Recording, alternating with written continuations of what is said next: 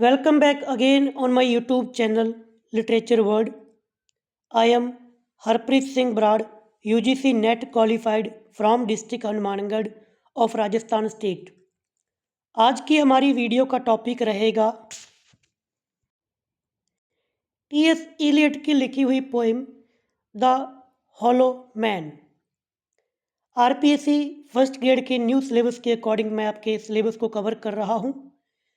Total 23 poem RPSC first grade के syllabus में दी हुई है, जिसमें से मैंने 21 पोएमें कंप्लीट कर दी, जिसकी प्लेलिस्ट आपको इसी चैनल पर मिल जाएगी।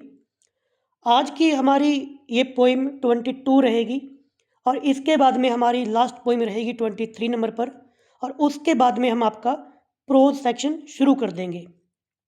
तो चलिए शुरुआत करते हैं हम आज की इस पोइम की, the hollow man, written by TS Eliot. अपनी इस पोइम को स्टडी करने के लिए आगे बढ़ने से पहले मैं आपको कुछ पिक्चर्स दिखाना चाहूँगा। जो स्क्रीन पर आप देख पा रहे हो, आई होप ये आप लोगों ने हर किसी ने देखा होगा। बिजुका बोलते हैं हम इसे। खेतों के अंदर जानवरों को, पशु पक्षियों को भगाने के लिए लगाते हैं। लकड़ी होती है, लकड़ी पर कुछ घास फूस बांध के ऊपर कुछ कपड़े पहना दिए जाते हैं। यानी कि ऊपर से देखने में ये इंसान लगता है, बट अंदर से होता है खोखला। कुछ और तस्वीरें आप देख सकते हो, मतलब दिखने में कुछ नहीं, एक मूर्तियां हैं बड़े काले से धुंधले से अंधकार के अंदर। ये भी पिक्चर आप देख सकते हो। ये फोटोज मैं आपको इसलिए दिखा रहा हूँ, ये तस्वीरें किसकी हैं? ये तस्वीरें रिप्रेजेंट करती हैं मॉडर्न एज के इंसान को। अपनी एज का भी हम कह सकते हैं, हालांकि अब पोस्ट मॉडर्निज्म एज चल रही है, बट कुछ इस प्रकार की आइडेंटिटी हमारी भी है। यानी कि दिखने में हमारे पास बॉडी है, दिखने में हम इंसान हैं, बट अंदर से जिस प्रकार से बीजू का होता है, अंदर से हम खोखले हैं। और यही है हमारी पोइम का टाइटल, द हॉलो मैन। ये हॉलो मैन कौन है? हम ही हैं, हम आज की दुनिया के लोग, जो दिखने में इंसान बट अंदर से बिल्कुल आध्यात्मिक रूप से, हर प्रकार से मॉरली रूप से नैतिकता का पतन हमारे अंदर हो चुका है। आध्यात्मिकता हमारे अंदर नहीं है। हम एक प्रकार से बंजर लोग हैं, कोई उद्देश्य नहीं है, कोई पर्पज़ नहीं है। आप अपने आप से सवाल करके देखिए कि आपका लक्ष्य क्या है? क्या सिर्फ जॉब पाना ही है? नहीं, उसके बाद में आपका एक लक्ष्य और हो जाएगा। आप किस धर्म को बिलोंग करते हो? आपकी क्या मोरालिटी है? क्या आप रियलिटी में सच्चे हो? सच सोच के देखो थोड़ा गहराई से, जवाब मिलेगा कि ना तो मैं सच्चा हूँ, ना ही सामने वाला सच्चा है। यानी कि हमें पता ही नहीं कि हम हैं क्या, कौन है, कैसे हैं। यही तो है हमारा मॉडर्न एज का व्यक्ति, जिसे TS एलियट मॉडर्न एज के अंदर दिखाते हैं, द हॉलो मैन। चलिए शुरुआत करते हैं अब हमारी पोइम की। हर बार की पोइम की तरह आपको स्टार्टिंग के अंदर मैं बता देना चाहता हूँ कि इस वीडियो के अंदर मैं इस पोइम को किस प्रकार से हैंडल करूँगा। एक ओवरव्यू आपको मिलना चाहिए अगर आप चैनल पर नए आए हो। जो ओल्ड पढ़ रहे हैं उन लोगों को तो पता ही है। ये PDF मैं रेडी करता हूँ। जितने भी मेरे पास ऑथेंटिक सोर्स मेरे को मिलते हैं, उनको डीपली स्टडी करने के बाद में, जितने भी सोर्स, चाहे वो विकिपीडिया है या कोई ऑथेंटिक बुक है, वहाँ से जितने भी सोर्स मेरे को मिलते हैं, उनको टाइम लगाकर इस पोइम को मैंने पूरा एक दिन स्टडी किया, पूरा आराम से, हर एक पॉइंट क्लियर करने के लिए। उसके बाद में जो पॉइंट इंपॉर्टेंट लगे उनको यहाँ पर मैं इंक्लूड करता हूँ। तो PDF के अंदर आप देख सकते हो, सबसे बात करेंगे बेसिक इन्फॉर्मेशन की, टाइटल, पोइट, कब पोइम को लिखा गया, पब्लिश कब करवाया गया, स्ट्रक्चर क्या है, type of poem, TS Eliot के बारे में ब्रीफ के अंदर, शॉर्ट के अंदर, और टाइटल के बारे में हम थोड़ा अलग से बात करेंगे, क्योंकि टाइटल में ही बहुत सारी चीज़ें छिपी हुई है अबाउट द टाइटल। थीम की बात करेंगे, टोटल 7 पॉइंट हैं थीम के अंदर, हर एक थीम को अच्छे से समझेंगे। एपिग्राफ, जो कि इस पोइम की स्टार्टिंग के अंदर यूज़ हुआ है, 2 लाइनें, 2 एपिग्राफ्स हैं यहाँ पर, उनको देखें कि वो कहाँ से लिए गए हैं, कौन सा रेफरेंस है, उनकी क्या स्टोरी है, कर्ट्स की क्या स्टोरी है, गाय फॉकेक्स की क्या स्टोरी है, पब्लिकेशन की क्या इन्फॉर्मेशन है हमारे पास, क्योंकि ये पोइम कलेक्टिव फॉर्म में पब्लिश होने से पहले अलग अलग पार्ट के अंदर ये पब्लिश हुई थी, वो मैंने यहाँ पर लिखा हुआ है। पार्ट 1 कब हुआ, पार्ट 3 कब आया। हिस्टोरिकल रेफरेंसेस कौन कौन से लिए गए हैं, पोस्ट वर्ल्ड वॉर फर्स्ट की बात करेंगे, गन पाउडर प्लॉट की बात करेंगे, रिलीजियस और दांतेन इमेजरी का जो यूज़ यहाँ पे किया गया है उसकी भी बात करेंगे। फिर हमारी लाइन बाय लाइन एक्सप्लेनेशन रहेगी, उसके अंदर उसकी लाइनों की समरी, और समरी के बाद में लाइनों के अंदर जो भी लिटरेरी डिवाइसेस यूज़ हुई हैं, सिमिली, इमेजरी, मेटाफर, जो भी, उनकी भी मैं यहाँ पर अच्छे से बात करने वाला हूँ। तो पोइम अपने आप में 98 लाइन्स की है, तो काफ़ी लेंथी रहेगी, इसलिए वीडियोस मेरी मोस्टली लेंथी रहती है। जिनको शॉर्ट के अंदर चाहिए वो ऑलरेडी समरी देख चुके हैं। बट एक बात ध्यान में रख लेना, आरपीएससी की तैयारी करने वाला हर एक कैंडिडेट समरी तो भाई पढ़ के ही जाता है, बट कौन सी चीज़ जो आपको अलग बनाती है वो है एक डीप स्टडी, अच्छे से क्रिटिकल एनालिसिस हर एक टॉपिक का। तो वीडियो चाहे 1 घंटे की हो, चाहे 2 घंटे की या 3 घंटे की, बट 99% कन्फर्म है कि क्वेश्चन आपका फिर बाहर नहीं जाएगा। चलिए, अब ज़्यादा बातें नहीं करूँगा, थोड़ी सी बात आपके हक के लिए, आपके लिए, कि ये पीडीएफ कहाँ पे मिलेगी। आपको पीडीएफ मेरी मिलेगी मेरे टेलीग्राम चैनल पर, लिटरेचर वर्ड बाय ब्राड। ये टेलीग्राम चैनल है जिसका लिंक आपको इसी वीडियो के डिस्क्रिप्शन में मिल जाएगा। इस चैनल को जाके आप ज्वाइन कर लीजिए। बट एक रिक्वेस्ट है कि जस्ट सिर्फ पीडीएफ के लिए टेलीग्राम को ज्वाइन करना है, सिर्फ मतलब निकालने के लिए ज्वाइन करना है, तो भाई बेशक मत कीजिएगा। बुरा लगता है कि आते हो पीडीएफ लेके चले जाते हो। मैं कुछ नहीं कहूँगा, बट आपकी मोरालिटी, आपकी नैतिकता, आपका धर्म, ऊपर वाला सब देखता है कि आप कितने के मतलबी हो। अगर आप किसी से जुड़ते हो, आपको लगता है कि रियली कोई बंदा फ्री ऑफ कॉस्ट चीज़ें आपको प्रोवाइड करवा रहा है ना, तो जब मैं कुछ कहता हूँ तो मेरी भी हेल्प करने का आपका फ़र्ज़ बनता है। अब कोई फोर्सफुली नहीं मैं कह रहा हूँ, वो तो आप पे डिपेंड करता है कि आप एक अच्छे इंसान हो या फिर नहीं हो। आरपीएससी फर्स्ट ग्रेड का सिलेबस है, आरपीएससी सेकंड ग्रेड का सिलेबस है, टोटली फ्री ऑफ कॉस्ट मैं सारे का सारा सिलेबस करवा रहा हूँ। बदले में सिर्फ इतना ही है कि मेरे को चैनल पे कुछ व्यूज़ मिल जाएं और कुछ सब्सक्राइब मिल जाएं। उनके लिए मैं दिन रात मेहनत कर रहा हूँ, ताकि साथ में मेरी भी स्टडी हो रही है और आप लोगों का फ़ायदा हो रहा है, वरना आज के टाइम पे कोई नहीं करता। चलिए, तो पहले ही वीडियो को लाइक कर देना, चैनल को सब्सक्राइब नहीं किया तो भाई कर लेना, बाकी फिर भी आप पर डिपेंडेंट है, क्योंकि आप फर्स्ट ग्रेड के स्टूडेंट हो, आप भी टीचर बनने जा रहे हो, आप बच्चों को सिखाओगे तो ऑब्वियसली बात है कि आप खुद एक अच्छे इंसान होंगे, और ये बातें कहने की ज़रूरत ही नहीं है। चलिए, अब हम हमारी पोइम पर आते हैं। तो स्टार्टिंग से, शुरू से स्टार्टिंग करते हैं, ध्यान से सुन लेना। अगर थोड़ी सी मेरी वॉइस या मेरी स्पीड थोड़ी स्लो है तो आप थोड़ी सी अपनी क्वालिटी के अंदर वीडियो यूट्यूब पर जाकर इसकी स्पीड थोड़ी सी इंक्रीज कर सकते हो, ताकि थोड़ा बोरियत आपको महसूस नहीं होगी। और किसी भी वर्ड को, किसी फ्रेज को मैं गलत प्रोनाउंस कर दूं तो उसके लिए पहले sorry, because I belong to Punjabi family, और जो मदर टंग होती है वो टंग स्लिप हो जाती है। लिमिटेड टाइम के अंदर मेरे को आपको रिकॉर्डिंग फॉर्म के अंदर आपको वीडियोस प्रोवाइड करवानी होती है, तो बाद में मैं वीडियोस खुद सुनता हूँ, पता चलता है कि भाई इसको मेरे को इस प्रकार से प्रोनाउंस करना चाहिए था, बट नहीं होता। खैर, तो आई होप आप इस बात को लेकर कोई इशू नहीं बनाएंगे। मेन बात है इस टॉपिक से आपको ज़्यादा से ज़्यादा नॉलेज मिलना, वो आपको मिल जाएगी। The hollow man by TS Eliot। Basic information, title the hollow man, poet TS Eliot। इस पोइम को लिखा गया 1924 और 1925 के टाइम के बीच में, एग्जैक्ट डेट नहीं मिलती।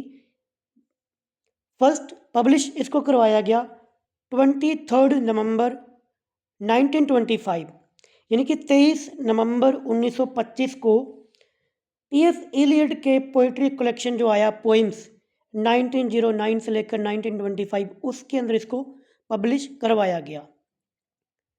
स्ट्रक्चर की बात करें तो टोटल इसके अंदर 98 लाइन्स हैं, जो कि 5 पार्ट्स के अंदर डिवाइडेड हैं। 5 पार्ट हैं, बट हर एक पार्ट के अंदर अलग अलग लाइनों की लेंथ है। ऐसा नहीं कि सभी के अंदर इक्वल लाइनें हैं। फ्री वर्स के अंदर लिखा हुआ है, कोई राइमिंग स्कीम नहीं है, कोई इसके अंदर मीटर का यूज़ नहीं किया गया। 5 part, total 98 lines. Type of poem, ये पोइम मॉडर्निस्ट पोइट्री को बिलोंग करती है, हाईली सिंबॉलिक है, फ्रैगमेंट्री। फ्रैगमेंट्री आपके लिए इम्पोर्टेंट है क्योंकि अगर आप ये चीज़ समझ जाओगे फ्रैगमेंट्री क्या है तो आपको फिर मन में कुछ अजीबोगरीब सवाल नहीं आएंगे कि पोइम समझ में क्यों नहीं आई। फ्रैगमेंट्री का मतलब है कि टुकड़ों के अंदर बटी हुई है, मतलब कोई टुकड़ा कहाँ से लिया, कोई कहीं से लिया। और यही कारण है कि हम चाहते हैं कि टीएस इलियट की पोइम एक स्टोरी में समझ आए, जो कि नहीं आती। क्योंकि मॉडर्निज्म एज को जब आप डीपली स्टडी करते हो वहाँ पर आप लोगों ने अच्छे से पढ़ रखा है कि फ्रैगमेंट का यूज़ किया जाता था, टुकड़ों का। इसके अंदर भी 5 के 5 पार्ट हैं जो कि पहले अलग अलग पार्ट के अंदर ऑलरेडी पब्लिश करवाए गए टीएस इलियट के द्वारा, फिर इनको कंबाइन करके एक पोइम बनाई गई।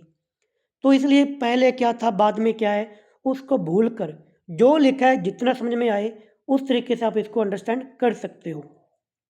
एलोगोरिकल, एलोगोरिकल इसके अंदर यूज़ किया गया है। स्पिरिचुअल एक्सप्लोरेशन देखने को इसके अंदर देखने को मिलता है, यानी कि पोइम किस प्रकार की है ये, spiritual exploration, allegorical, fragmentary, highly symbolic और modernist poetry.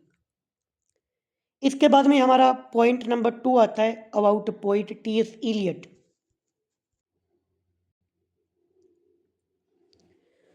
Full name Thomas Stearns Eliot, याद कर लेना, काफ़ी एग्जाम्स के अंदर जो भी पूछा गया है कि टीएस इलियट का फुल नेम क्या है।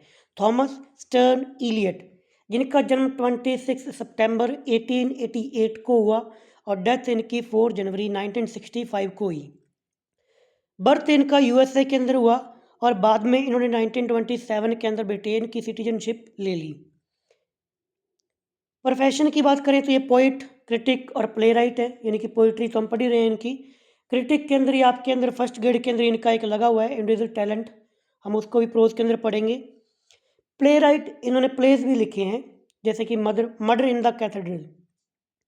Non for modernist poetry, symbolism, fragmented style. तो इसको तो यानी कि टीएस इलियट को जाना किसके लिए जाता है, मॉडर्निस्ट पोइट्री के लिए, सिंबलिज्म के लिए। यानी कि इस पोइम के अंदर ही काफ़ी सिंबल्स का यूज़ किया है। अब सिंबल को आप अपने अपने तरीके से भी लगा सकते हो कि इसका क्या मतलब निकल सकता है। फ्रेगमेंटेड, टुकड़ों वाला स्टाइल, क्योंकि इसके अंदर भी टुकड़े टुकड़े हैं पोइम के।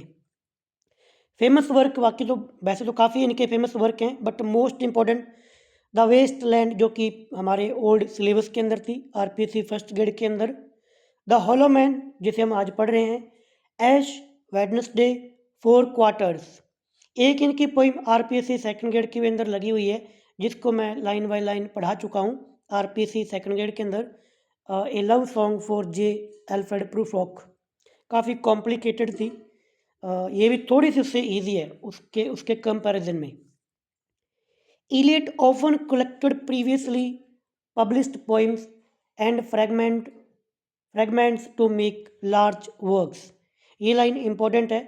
ये लाइन के अंदर बताया गया कि टीएस इलियट क्या करते थे, पहले की जो इनकी पोइमें पब्लिश हो चुकी थी उन पोइमों को उठा के एक लार्ज पोइम बनाते थे। हमारी पोइम भी ऐसे ही है। ये पोइम अलग अलग पार्ट, इसके पार्ट 1 कहीं पे, पार्ट 2 कहीं पे, पार्ट 3 कहीं पे, अलग अलग ऑलरेडी पब्लिश हो चुके थे, फिर उनको मिलाकर ये बड़ी पोइम बना दी जिसका नाम रख दिया the hollow man. Converted to Anglican Christianity in 1927। अब ये पोइम 1925 के अंदर पब्लिश होती है। तो इस पोइम के पब्लिश होने के 2 साल बाद टीएस इलियट अपने धर्म को चेंज कर लेते हैं। पहले वो आई थिंक यूनिटेरियन क्रिश्चियनिटी के अंदर थे, तो कहीं ना कहीं टीएस इलियट के दिमाग के अंदर धर्म को लेकर भी द्वंद्व चल रहा था। कुछ क्रिटिक ये भी कहते हैं कि इनकी जो शादी हुई थी, शादी भी कोई अच्छी नहीं चल रही थी, उससे भी थोड़े से परेशान थे, और फर्स्ट वर्ल्ड वॉर हो चुका था। मतलब ये 3-4 चीज़ें हैं जो इस पोइम के बैकग्राउंड में चलती हैं। 2 years after the hollow man, तो याद रखना कि धर्म परिवर्तन किया, तो धार्मिक चेंज, अगर धर्म कोई बंदा परिवर्तन कर रहा है तो कुछ ना कुछ तो उसके दिमाग में कॉन्फ्लिक्ट चल रहा होगा ना। रियल लाइफ में अप्लाई कर लो आप लोग कि कोई बंदा लिख रहा है उसके बारे में और बाद में धर्म चेंज करता है, मतलब वो स्टेबिलिटी नहीं थी उनके अंदर, वो इस पोइम के अंदर देखने को मिलेगी। नोटेबल अवार्ड इनके, नोबेल प्राइज़ इनको लिटरेचर के अंदर मिला 1948 के अंदर, और 1948 के अंदर इनको ऑर्डर ऑफ मेरिट मिला। अब बात करते हैं third point about title the hollow man. Hollow man का जो टाइटल है, अब टीएस इलियट क्या बताते हैं, विकिपीडिया पर ये लिखा हुआ था कि टीएस इलियट ने ये लिखा कि जो टाइटल है हॉलो मैन, हॉलो जो वर्ड लिया गया है वो विलियम मॉरिस के वर्क द हॉलो लैंड से लिया गया है, और रुडयार्ड किपलिंग की जो वर्क आया द ब्रोकन मैन, उसमें से मैन वर्ड को लिया गया। एक से हॉलो और दूसरे से मैन, दोनों को मिला के बना दिया द हॉलो मैन। ये टीएस इलियट खुद लिखते हैं कि भाई टाइटल वहाँ से लिया गया है। अब यहाँ पर इसको ज़्यादा आप अच्छे से यहाँ पर आप यूज़फुल नहीं समझ सकते, क्योंकि टीएस इलियट अपने वर्क के अंदर बहुत सारे रेफरेंस यूज़ करते हैं। तो कुछ क्रिटिक ये मानते हैं कि जस्ट नॉर्मली दिखाने के लिए कि मैंने उस वर्क का भी रेफरेंस लिया है, उस वर्क का भी रेफरेंस लिया है, इसलिए टीएस इलियट ने यह कहा कि मैंने टाइटल के दोनों वर्ड हॉलो और मैन अलग अलग चीज़ों से लिए हैं। बट फिर भी आपसे पूछ लिया जाए तो आप बता सकते हो कि टाइटल जो है वो the hollow man land, the broken man, ये दो वर्क से लिया गया है। अदर पॉसिबल इंस्पिरेशंस, और कौन कौन से इंस्पिरेशंस हो सकते हैं पॉसिबल कि जहाँ से ये टाइटल लिया गया, सिर्फ टाइटल की बात हो रही है। शेक्सपियर का वर्क जूलियस सीजर, उसके अंदर हॉलो मैन और एम्प्टी कैरेक्टर्स आते हैं जिनका कोई पर्पज़ नहीं है, ऐसे ही मतलब बेमतलब के, जैसे जूलियस सीजर को जो लोग मारते हैं, उस प्रकार के करेक्टर जो उस वर्क के अंदर दिखाए गए, वैसा ही करेक्टर है हॉलो मैन का। तो कुछ लोग ये भी मानते हैं। बट इसके बाद में जो लिखा हुआ है कर्ड्स फ्रॉम जोसेफ कर्नाड का वर्क आया था हार्ट ऑफ डार्कनेस, ये सबसे ज़्यादा मोस्ट लाइकली इंस्पिरेशन वर्क माना जाता है हॉलो मैन के पीछे, इस टाइटल के पीछे कर्ड्स में। तो आपको याद रखना है कि जोसेफ कर्नाड का लिखा हुआ नोवेला जो कि था हार्ट ऑफ डार्कनेस, इसके अंदर एक करेक्टर आता है कर्ड्स, क्योंकि जैसे हम इस पोएम की स्टार्टिंग करेंगे तो एपिग्राफ से शुरू होती है, उस एपिग्राफ के अंदर कर्ड्स का नाम आता है। ये वर्क है जोसेफ कर्नाड का हार्ट ऑफ डार्कनेस, इसके अंदर वो करेक्टर था कर्ड्स। इसकी भी स्टोरी हम आगे देखने वाले हैं।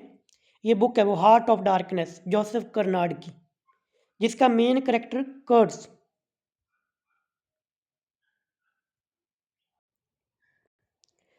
टाइटल के बारे में थर्ड पॉइंट है, ये टाइटल एक सिंबल के रूप में है जो रिप्रेजेंट करता है human who are spiritually empty, morally weak and indecisive. यानी कि तीन वर्ड आप समझ जाओगे तो पूरी पोइम का लगभग 80-90% हिस्सा आपके दिमाग में आ जाएगा। यानी कि हम बात किसकी करने वाले हैं, हॉलो मैन की। तो हॉलो मैन कौन है, वो व्यक्ति जो कि स्पिरिचुअली रूप से एम्प्टी है, यानी कि जिसके अंदर कोई आध्यात्मिकता नहीं है, मॉरली वीक है यानी कि कोई नैतिकता नहीं है, और इनडिसेंसिव है। ये तीन चीज़ें समझ जाओगे, उसी के बारे में ये पोइम है। तो ये टाइटल के बारे में तीन बातें याद रखना। पहला कि इलियट क्या कहते हैं और लोग क्या कहते हैं कि ये टाइटल कहाँ से लिया गया, और ये टाइटल खुद अपने आप में किस चीज़ का सिंबल है। और वैसे भी टीएस इलियट सिंबलिज्म के लिए जाने जाते हैं। अब बात करते हैं थीम की। थीम के अंदर सबसे पहला पॉइंट है कि इस पोएम के अंदर स्पिरिचुअल एम्प्टीनेस और हॉलोनेस को दिखाया गया है। स्पिरिचुअल यानी कि आध्यात्मिकता, आध्यात्मिकता का खालीपन, और हॉलोनेस यानी कि खोखलापन। Man are hollow stuffed with straw empty inside, जो मैंने आपको स्टार्टिंग के अंदर पिक्चर दिखाई थी, बस वही आप कह सकते हो कि मॉडर्निज्म एज का व्यक्ति कैसा है, वो हॉलो है, खोखला है, उसके अंदर भूसा भरा हुआ है, अंदर और कुछ भी नहीं है। दूसरा थीम आप कह सकते हो इन एक्शन एंड फर्टिलिटी, यानी कि एक्शन नहीं करते, कोई फर्टिलिटी नहीं है। Thought does not convert into action, यानी कि मॉडर्न एज का व्यक्ति सिर्फ थॉट करता है, विचार करता है कि मैं ये भी करूँगा, मैं वो भी करूँगा, बट रियलिटी में एक्शन नहीं करता। जब सिलेबस आया बहुत से लोगों ने सोचा कि भाई न्यू सिलेबस आया, लाइन टू लाइन पढ़ेंगे, ये करेंगे वो करेंगे। अब देख लो कितने के लोग पढ़ रहे हैं। वीडियो की स्टार्टिंग करने के लिए आप लोग आए, आप ही देख लो, आपने सोचा कि चलो ये वीडियो अच्छे से पूरी कंप्लीट करेंगे, बट क्या इस वीडियो को देखने वाले 100% लोग इस वीडियो को एंड तक वॉच करेंगे? नहीं करेंगे। इसका मतलब कि जस्ट थॉट्स हैं, एक्शन नहीं है। डिज़ायर रिमेन्स अनफुलफिल्ड, इच्छाएं जो कि हमेशा अनफुलफिल्ड रहती है, इच्छाएं होती है बट पूर्ति नहीं होती। तीसरा थीम है इसका शेम एंड गिल्ट, ये भी मॉडर्निज्म एज को प्रेजेंट करती है। Awareness of brokenness and moral failure, line आती है इसके अंदर, I dare not meet in dreams, death is the only hope of empty man. ये लाइनें क्या दिखाती है? आइज, वैसे हम आगे पढ़ेंगे इनको, कि जो मॉडर्निज्म के एज का व्यक्ति है ना, वो ये सोचता है कि मरकर अगर मैं जब भगवान के पास जाऊंगा, जब वो दिन आएगा, वो कहते हैं ना कि जब मरने के बाद में भगवान आपसे पूछेगा कि आपने क्या करके आए हो, तो मॉडर्निज्म एज का व्यक्ति उन आँखों से मिलने में कतराता है। इतनी शर्म है अंदर कि मैं वो अपनी अपनी आँखों में, अपनी नज़रों में गिरा हुआ व्यक्ति है। खुद अंदर देखते हैं ना, अपने आप से पूछ के देखो कि क्या आप रियलिटी में सच्चे हो, क्या आपने कोई गलत काम नहीं किया, आपको अपने आप से शर्म आएगी। Death is the only hope of empty man, और ये जो खाली व्यक्ति है इसको सिर्फ डेथ के अंदर ही एक होप दिखती है कि शायद मरकर मेरा पीछा छूट जाएगा, बट ये पोइम बताएगी कि मरकर भी हम खोखले ही रहेंगे। 4 नंबर का थीम काफ़ी इंपॉर्टेंट है, लिम्बो और दांतेनियन इमेजरी, कि दांते के वर्क से एक इमेजरी ली गई है लिम्बो वर्क की। अब लिम्बो क्या है, पहले इसको समझो। Man can not reach heaven और हेल स्टक स्पिरिचुअली। इसको मैं थोड़ा बिल्कुल क्लियरली आपको समझाता हूँ, आराम से समझो। अभी हम जीवन जी रहे हैं और हमें लगता है कि हमारी डेथ हो जाएगी, और डेथ के बाद में 2 रास्ते मिलेंगे, कुछ लोग स्वर्ग में जाएंगे, कुछ नर्क में जाएंगे। अभी जीवन जी रहे हैं, बाद में 2 रास्ते निकलेंगे, एक नर्क का, एक स्वर्ग का। इन दोनों के बीच में, यानी कि हमारी आज की ये दुनिया जिसके अंदर हम जिंदा हैं, और वो दुनिया जिसमें स्वर्ग और नर्क दोनों है, उसके बीच में जो कंडीशन है, यानी कि खोखला व्यक्ति ना तो स्वर्ग में जा सकता है ना नर्क में जा सकता है। क्योंकि यहाँ पर टीएस एलियट ये बताना चाहते हैं कि भाई जो हॉलो मैन है ना, वो ना तो बुरा कुछ कर रहा है ना कुछ अच्छा कर रहा है, यानी कि खोखला है, कुछ भी नहीं है इसके अंदर, खत्म है वो। तो ये है वो लिम्बो वाला जो यहाँ पे दांते की इमेजरी यहाँ पे यूज की गई है। Hopelessness of the modern world की जो होपलेसनेस है, यानी कि निराशा। Word ends note with a bang but a बिम्पर, last वाली लाइन आती है कि ये जो संसार है ना, ये कोई एक धमाके से नहीं खत्म होगा, बल्कि ये धीरे धीरे धीरे धीरे अपने नैतिकता के पतन के खत्म होने के कारण स्लोली डिस्ट्रॉय हो जाएगा। ऐसे नहीं कि एक दिन के अंदर दुनिया खत्म हो जाएगी। अभी हम कहते भी तो है ना कि ऐसा लग रहा है कि दुनिया एक दिन खत्म हो जाएगी, धीरे धीरे हम उधर ही बढ़ रहे हैं। पोइम को रियल लाइफ में लेके आओ, अगर पोइम आपके मॉडर्निज्म एज की है तभी उसको समझ पाएंगे। पॉइंट नंबर 6, या पर कह लो theme number 6, fragmented modernist style. इस पोइट्री के अंदर जो मॉडर्न एज है, मॉडर्न एज का व्यक्ति कैसा है, टुकड़ों में बटा हुआ है, यानी कि किसी का एक लक्ष्य नहीं है, एक डिसीजन नहीं है, एक फीलिंग है, एक इमोशन नहीं है। जिस प्रकार से मॉडर्न एज का जो व्यक्ति है वो खुद टुकड़ों में बटा हुआ है, यानी कि कहीं पे वो कुछ करना चाहता है, कहीं पे वो कुछ करना चाहता है। उसको छोड़ो, अपने आप पे लगा लो। आप चाहते हो कि फर्स्ट ग्रेड का एग्ज़ाम भी हो जाए, असिस्टेंट प्रोफेसर भी हो जाए, सेकंड ग्रेड भी हो जाए, कोई पटवारी बनने के लिए, कोई वीडियो बनने के लिए, है ना, अलग अलग एम, बीच में यारी दोस्ती भी हम निभा लें, परिवार को भी संभाल लें, हम वैसे भी बढ़िया रहें, हमारी हेल्थ भी अच्छी हो, मतलब हम टुकड़ों के अंदर बटे हुए हैं। तो फ्रेगमेंटेड मॉडर्निस्ट स्टाइल यहाँ पे देखने को मिलता है, शो करता है broken chaotic post war society. First world war के बाद में लोग इसी प्रकार के हो गए। थीम नंबर 7 है religious and redemption motive. Religious यानी कि धार्मिक, और रिडेम्पशन होता है मोक्ष, मुक्ति, उद्धार। ये जो हमारा जो मोटिव है, मॉडर्निज्म एज का व्यक्ति कहीं ना कहीं ये सोचता है कि हमारा उद्धार कैसे होगा, हमें मोक्ष कैसे मिलेगा। तो वो भी इसके अंदर दिखाया गया है, spiritual failure, struggle for salvation. इंसान प्रेजेंट टाइम का, मॉडर्न एज का स्ट्रगल तो करता है कि उसे मोक्ष मिले, प्राप्ति मिले, बट वो फेल होता है। तो ये भी इसके अंदर दिखाया गया इस पोइम के अंदर। इस पोइम के अगर किसी ने थीम को अच्छे से समझ लिया तो वो पोइमों को अच्छे से, लाइनों को अच्छे से इंटरप्रेट कर सकता है। कुछ पोएमें होती है कि उसको पोएम को पहले पढ़ो बाद में थीम समझ में आता है, बट इस पोएम के अंदर मेरे अकॉर्डिंग थीम को जिसने अच्छे से समझ लिया वो पोएम को अच्छे से समझ लेगा, क्योंकि यही बातें अब आगे वाली लाइनों के अंदर आने वाली हैं। इसके बाद में बात करते हैं एपिग्राफ्स की। देखो एपिग्राफ नहीं है, एपिग्राफ्स है, यानी कि दो एपिग्राफ यहाँ पर यूज़ किए गए हैं। पहला है कर्ड्स का और दूसरा गाय फॉकेक्स का। तो पहले की बात करते हैं हम। सबसे पहले पहले इस पोएम की स्टार्टिंग होती है एपिग्राफ के साथ में, फर्स्ट लाइन आती है मिस्टर कर्ड्स ही डेड, यानी कि मिस्टर कर्ड्स ही डेड, वो मर गया। तो मिस्टर कर्ड्स है कौन? तो पहले मैं आपको ना ये करेक्टर जो मेन है कर्ड्स, इसकी थोड़ी सी स्टोरी बताता हूँ। जोसेफ कर्नाड का जो वर्क है हार्ट्स ऑफ डार्कनेस, उसका मेन करेक्टर है कर्ड्स।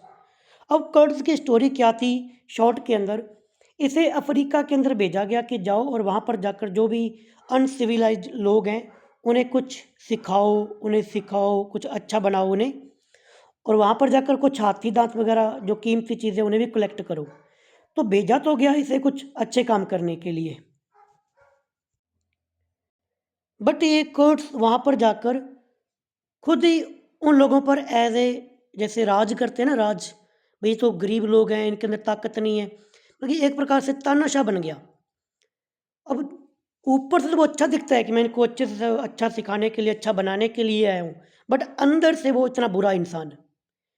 और जब फिर पीछे से एक मार्लो को भेजा जाता है इसको लेने के लिए, तब इसकी डेथ हो जाती है, मर जाता है। तो लास्ट में जो दूसरा करेक्टर है मार्लो, वो बोलता है मिस्टर कर्ट्स ही डेड, कि वो मर गया। तो वहाँ से ये लाइन ली गई है Joseph Karnad hearts of darkness से, ये दिखाने के लिए कि जिस प्रकार का करेक्टर कर्ट्स का था ना, अब कर्ट्स का करेक्टर कैसा था नीचे लिखा हुआ है, आउटसाइड पावरफुल, बाहर से दिखने में पावरफुल, इनसाइड होलो, और अंदर से बिल्कुल खोखला, मॉरली फॉलन मैन, एक ऐसा व्यक्ति जिसके अंदर कोई मॉरलिटी है ही नहीं, रिप्रेजेंट स्पिरिचुअली डेड, ये बंदा रिप्रेजेंट करता है जो स्पिरिचुअली आध्यात्मिक रूप से मरे हुए लोग हैं इलियट्स की पोइम के। तो अब समझ में आ गया ना कि ये एपिग्राफ क्यों यूज़ किया गया। मतलब स्टार्टिंग के अंदर ही टीएस इलियट ने बता दिया कि जिस प्रकार का करेक्टर कर्ट्स का था ना, वैसा ही करेक्टर हॉलोमैन का है, मॉडर्निज्म के एज के व्यक्ति का है। तो पहला एपिग्राफ समझ में आ चुका। दूसरी लाइन आती है a penny for the old guy. Old यानी कि बूढ़ा, गाय यानी कि ये पूरा करेक्टर है जिसका नाम है गाय फॉकेक्स। अब ये व्यक्ति कौन था, चलते हैं सीधा आपकी 17वीं सेंचुरी की बिगिनिंग के अंदर।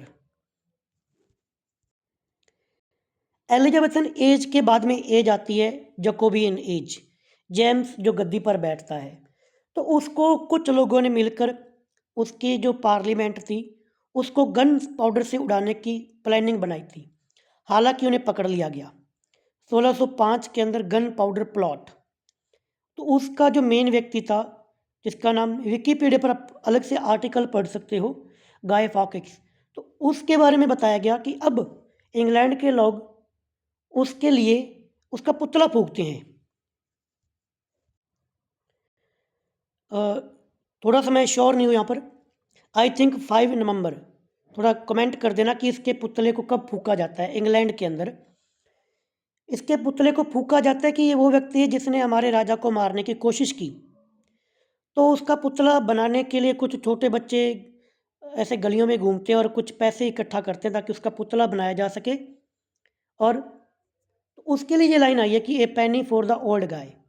तो वो व्यक्ति भी कैसा था, मॉरलिटी डिके, मरा हुआ, स्पिरिचुअल, उसके अंदर कोई धर्म नहीं, कोई नैतिकता नहीं, जिसने चार्ल्स, जिसके नाम जेम्स को ही मारने की, अपने राजा को ही ख़त्म करने की प्लानिंग बनाई। आपको उसकी फ़ोटो दिखाता हूँ। ये जो पिक्चर आप देख पा रहे हो ये उसी गाय वॉकेक्स की तस्वीर है, गन पाउडर प्लॉट। और बता दूं कि ये पार्लियामेंट के नीचे जो सेलर होता है, नीचे नीचे वाला हिस्सा, वहाँ पर चिपके बैठे हुए थे ये लोग, ये और इसके साथी, ये देखो नीचे नीचे वाले एरिया के अंदर, और प्लानिंग कर रहे थे कि पार्लियामेंट को गन पाउडर से उड़ा देंगे। ये बात याद रखना कि नीचे नीचे वाले सेलर के अंदर छिप के बैठे थे, क्योंकि इस लाइन, इसके अंदर पोइम के अंदर लाइन आएगी, वहाँ पर फिर से इसका हिंट मिलेगा।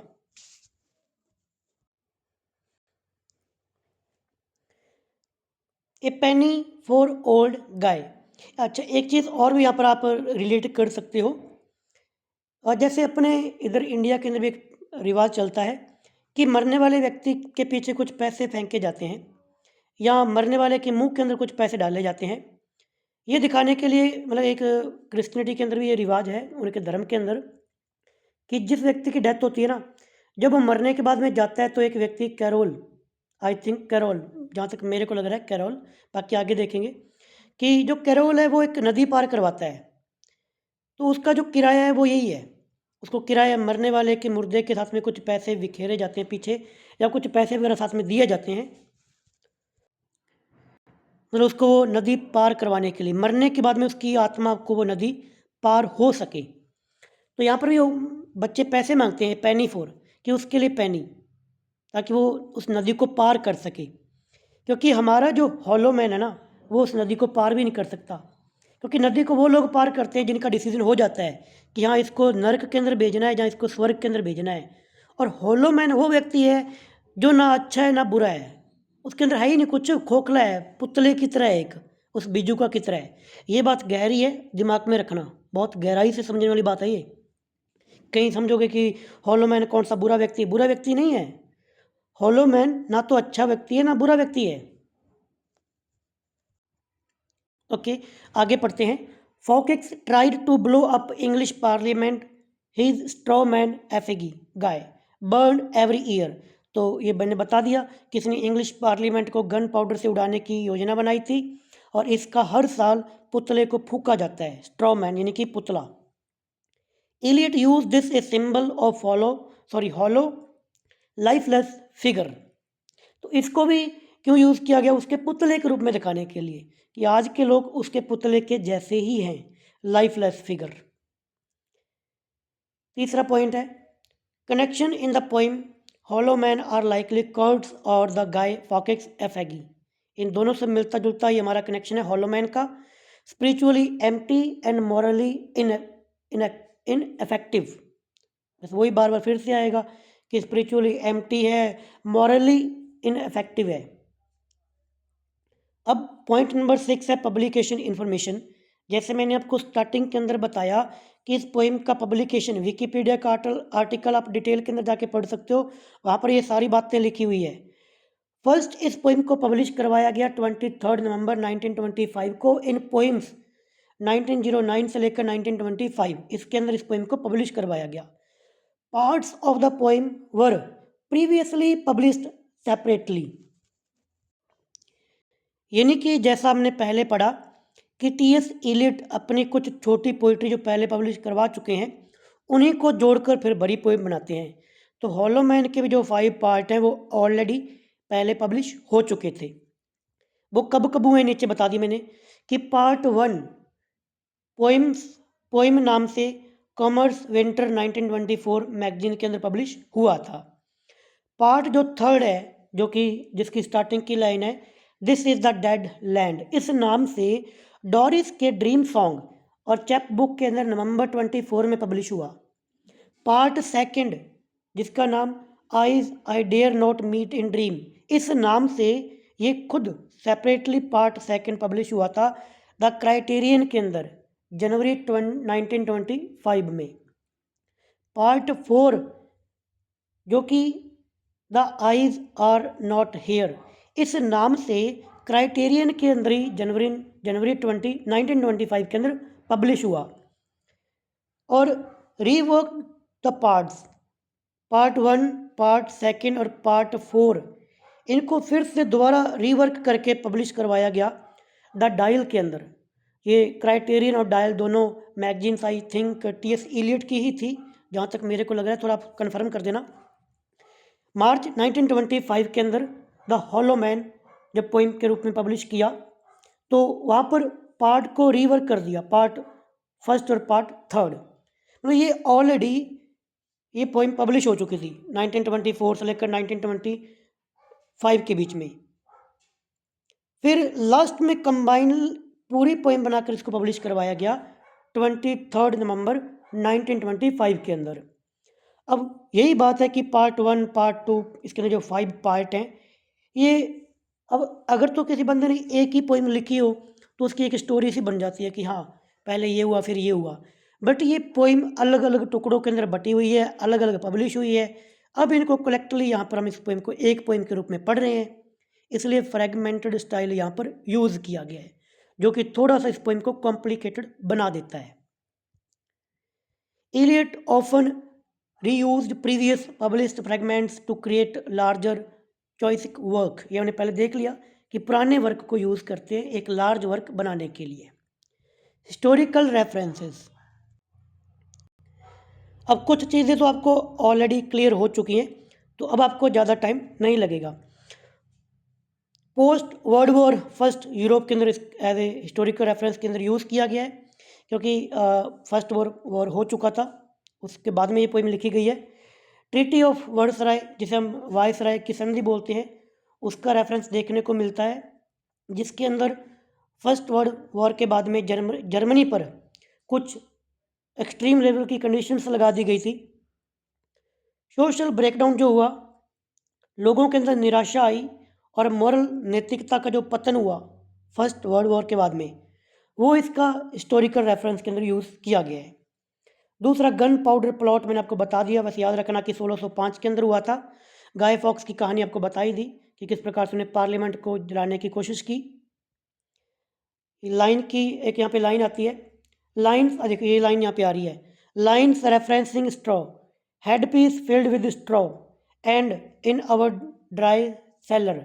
ये जो लाइन आ रही ना कि सिर के अंदर स्ट्रॉ भरा हुआ, भूसा भरा हुआ, ये लाइन सीधा डायरेक्ट ही सिंबल बनती है, रेफरेंस बनती है गाय फॉक्स का, क्योंकि उसके पुतले के अंदर भी घास फूस को भरा जाता है। और दूसरा लाइन जो नीचे लिखी हुई है, इन आवर ड्राई सेलर, क्योंकि वो भी जब पार्लियामेंट को, इंग्लिश पार्लियामेंट को ब्लास्ट करने वाले थे, वो नीचे छिप के बैठे थे सेलर के अंदर, तो ये लाइन कहीं ना कहीं वही इंडिकेट करती है, इन आवर ड्राई सेलर। तीसरा रिलीजियस और डांतेनियन इमेजरी, लिम्बो की मैंने बात पहले आपको बताई दी, अब दोबारा रिपीट नहीं करूँगा। ये लिया गया दांते की इन्फेर्नो फर्स्ट सर्कल ऑफ हेल से, यानी कि हेल से पहले का जो सर्कल होता है, जहाँ पर ये डिसाइड किया जाता है कि भाई जो आत्मा है ये स्वर्ग में जाएगी कि नर्क के अंदर जाएगी, Limbo. Hollow man can not reach hello और हेवन, तो जो हॉलो मैन है ना तो वो हेल के अंदर जा सकता है नर्क के अंदर, ना ही स्वर्ग के अंदर हेवन के अंदर। Stuck between good and evil, तो हॉलो मैन तो गुड, अच्छाई और बुराई के अंदर बीच में फंस के रह जाता है।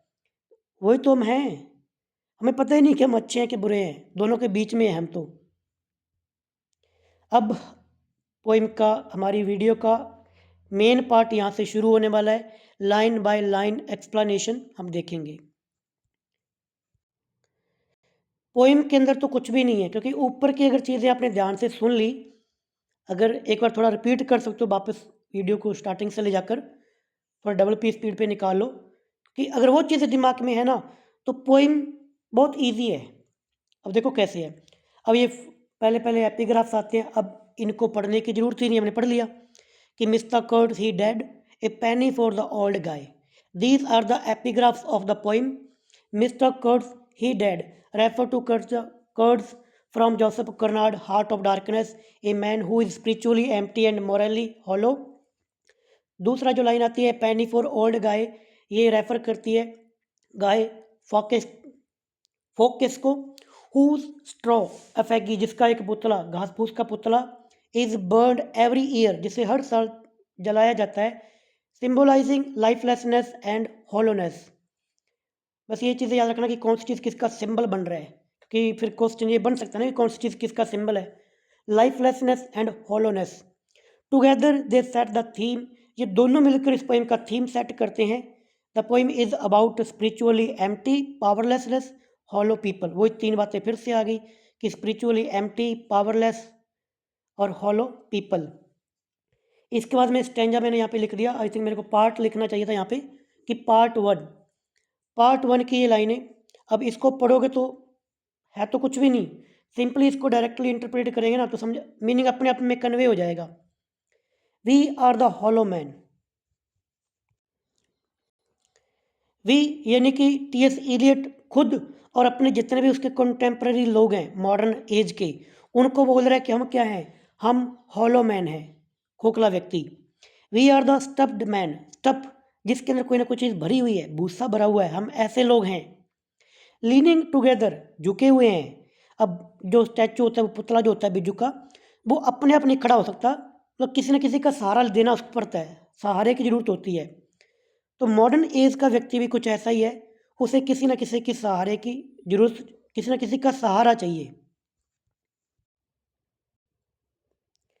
Head piece filled the with straw, जो हॉलो मैन है उसका सिर स्ट्रॉ यानी कि भूसा घास फूस से भरा हुआ है। अलास यानी कि हाय, तो टीएस इलियट की आहें निकलती है लोगों को देखकर, मॉडर्न एज के व्यक्तियों को देखकर कि हाय। आवर ड्राइड वॉइसेस, कि हमारी आवाज़ें कैसी है, ड्राई, सूखी आवाज़ें, जिनके अंदर कोई मतलब कोई इमोशंस नहीं है, सूखी कर्कश वाली आवाज़ें। व्हेन वी विस्पर टुगेदर, जब हम किसी से एक दूसरे से बात करते हैं, आर क्वाइट एंड मीनिंगलेसनेस, यानी कि हमारी जो बातें एक दूसरे से हम जो विस्पर करते हैं वो भी मीनिंगलेसनेस हैं, क्वाइट है, बिल्कुल शांत है, उसके अंदर कुछ है ही नहीं। एज, अब इमेज यहाँ पे सिमिली है, as wind in dry grass, कि जिस प्रकार से जो हवा है वो सूखे घास में से निकलती है। अब हवा कोई कोई हरे ग्रीनरी पेड़ों में से निकले तो भाई एक आवाज़ सी आए, एक खुशबू सी आए, उसका कोई ना कोई मीनिंग निकले। बट अगर कोई हवा हवा जो है वो सूखे घास में से आ रही है, उसमें से क्या तो फीलिंग, क्या इमोशंस, क्या सुगंध आएगी, कुछ नहीं आएगी। तो हमारी जो बात वार्तालाप है वो भी कुछ ऐसा ही है। और rats feet over broken glasses, या फिर हमारी जो बातचीत है, हमारी जो आवाज़ें हैं वो कैसी है, जैसे कि ब्रोकन ग्लासेस यानी कि टूटे हुए कांच के ऊपर चूहों के चलने की आवाज़। In our dry cellar, dry यानी कि शुष्क, सेलर यानी कि जो आपको बताया था, सेलर नीचे वाला जो कमरा होता है, एक ऐसा कमरा जिसके अंदर अपने कुछ कबाड़ का सामान रखते हैं, अपने इधर इंडिया के अंदर स्टोर रूम आप कह सकते हो। तो उसके अंदर जो चूहे चल रहे हैं कांच के ऊपर, और सारे के सारे एक ना ऐसे घटिया टाइप के सिंबल्स यहाँ पर यूज़ किए हैं ये दिखाने के लिए कि मॉडर्न एज का व्यक्ति कैसा है।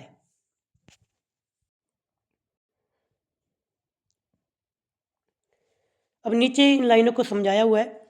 In these line the speaker describe himself and his companion as a hollow man, spiritually empty and weak like scarecrows, scarecrows वही बिज्जू का जो होते हैं, stuffed with straw leaning on each other for support, जिस प्रकार से जो बिज्जू का होते हैं घास फूस के पुतले, वो सहारे के लिए एक दूसरे पर झुके होते हैं, वैसे ही मॉडर्न एज के व्यक्ति हैं।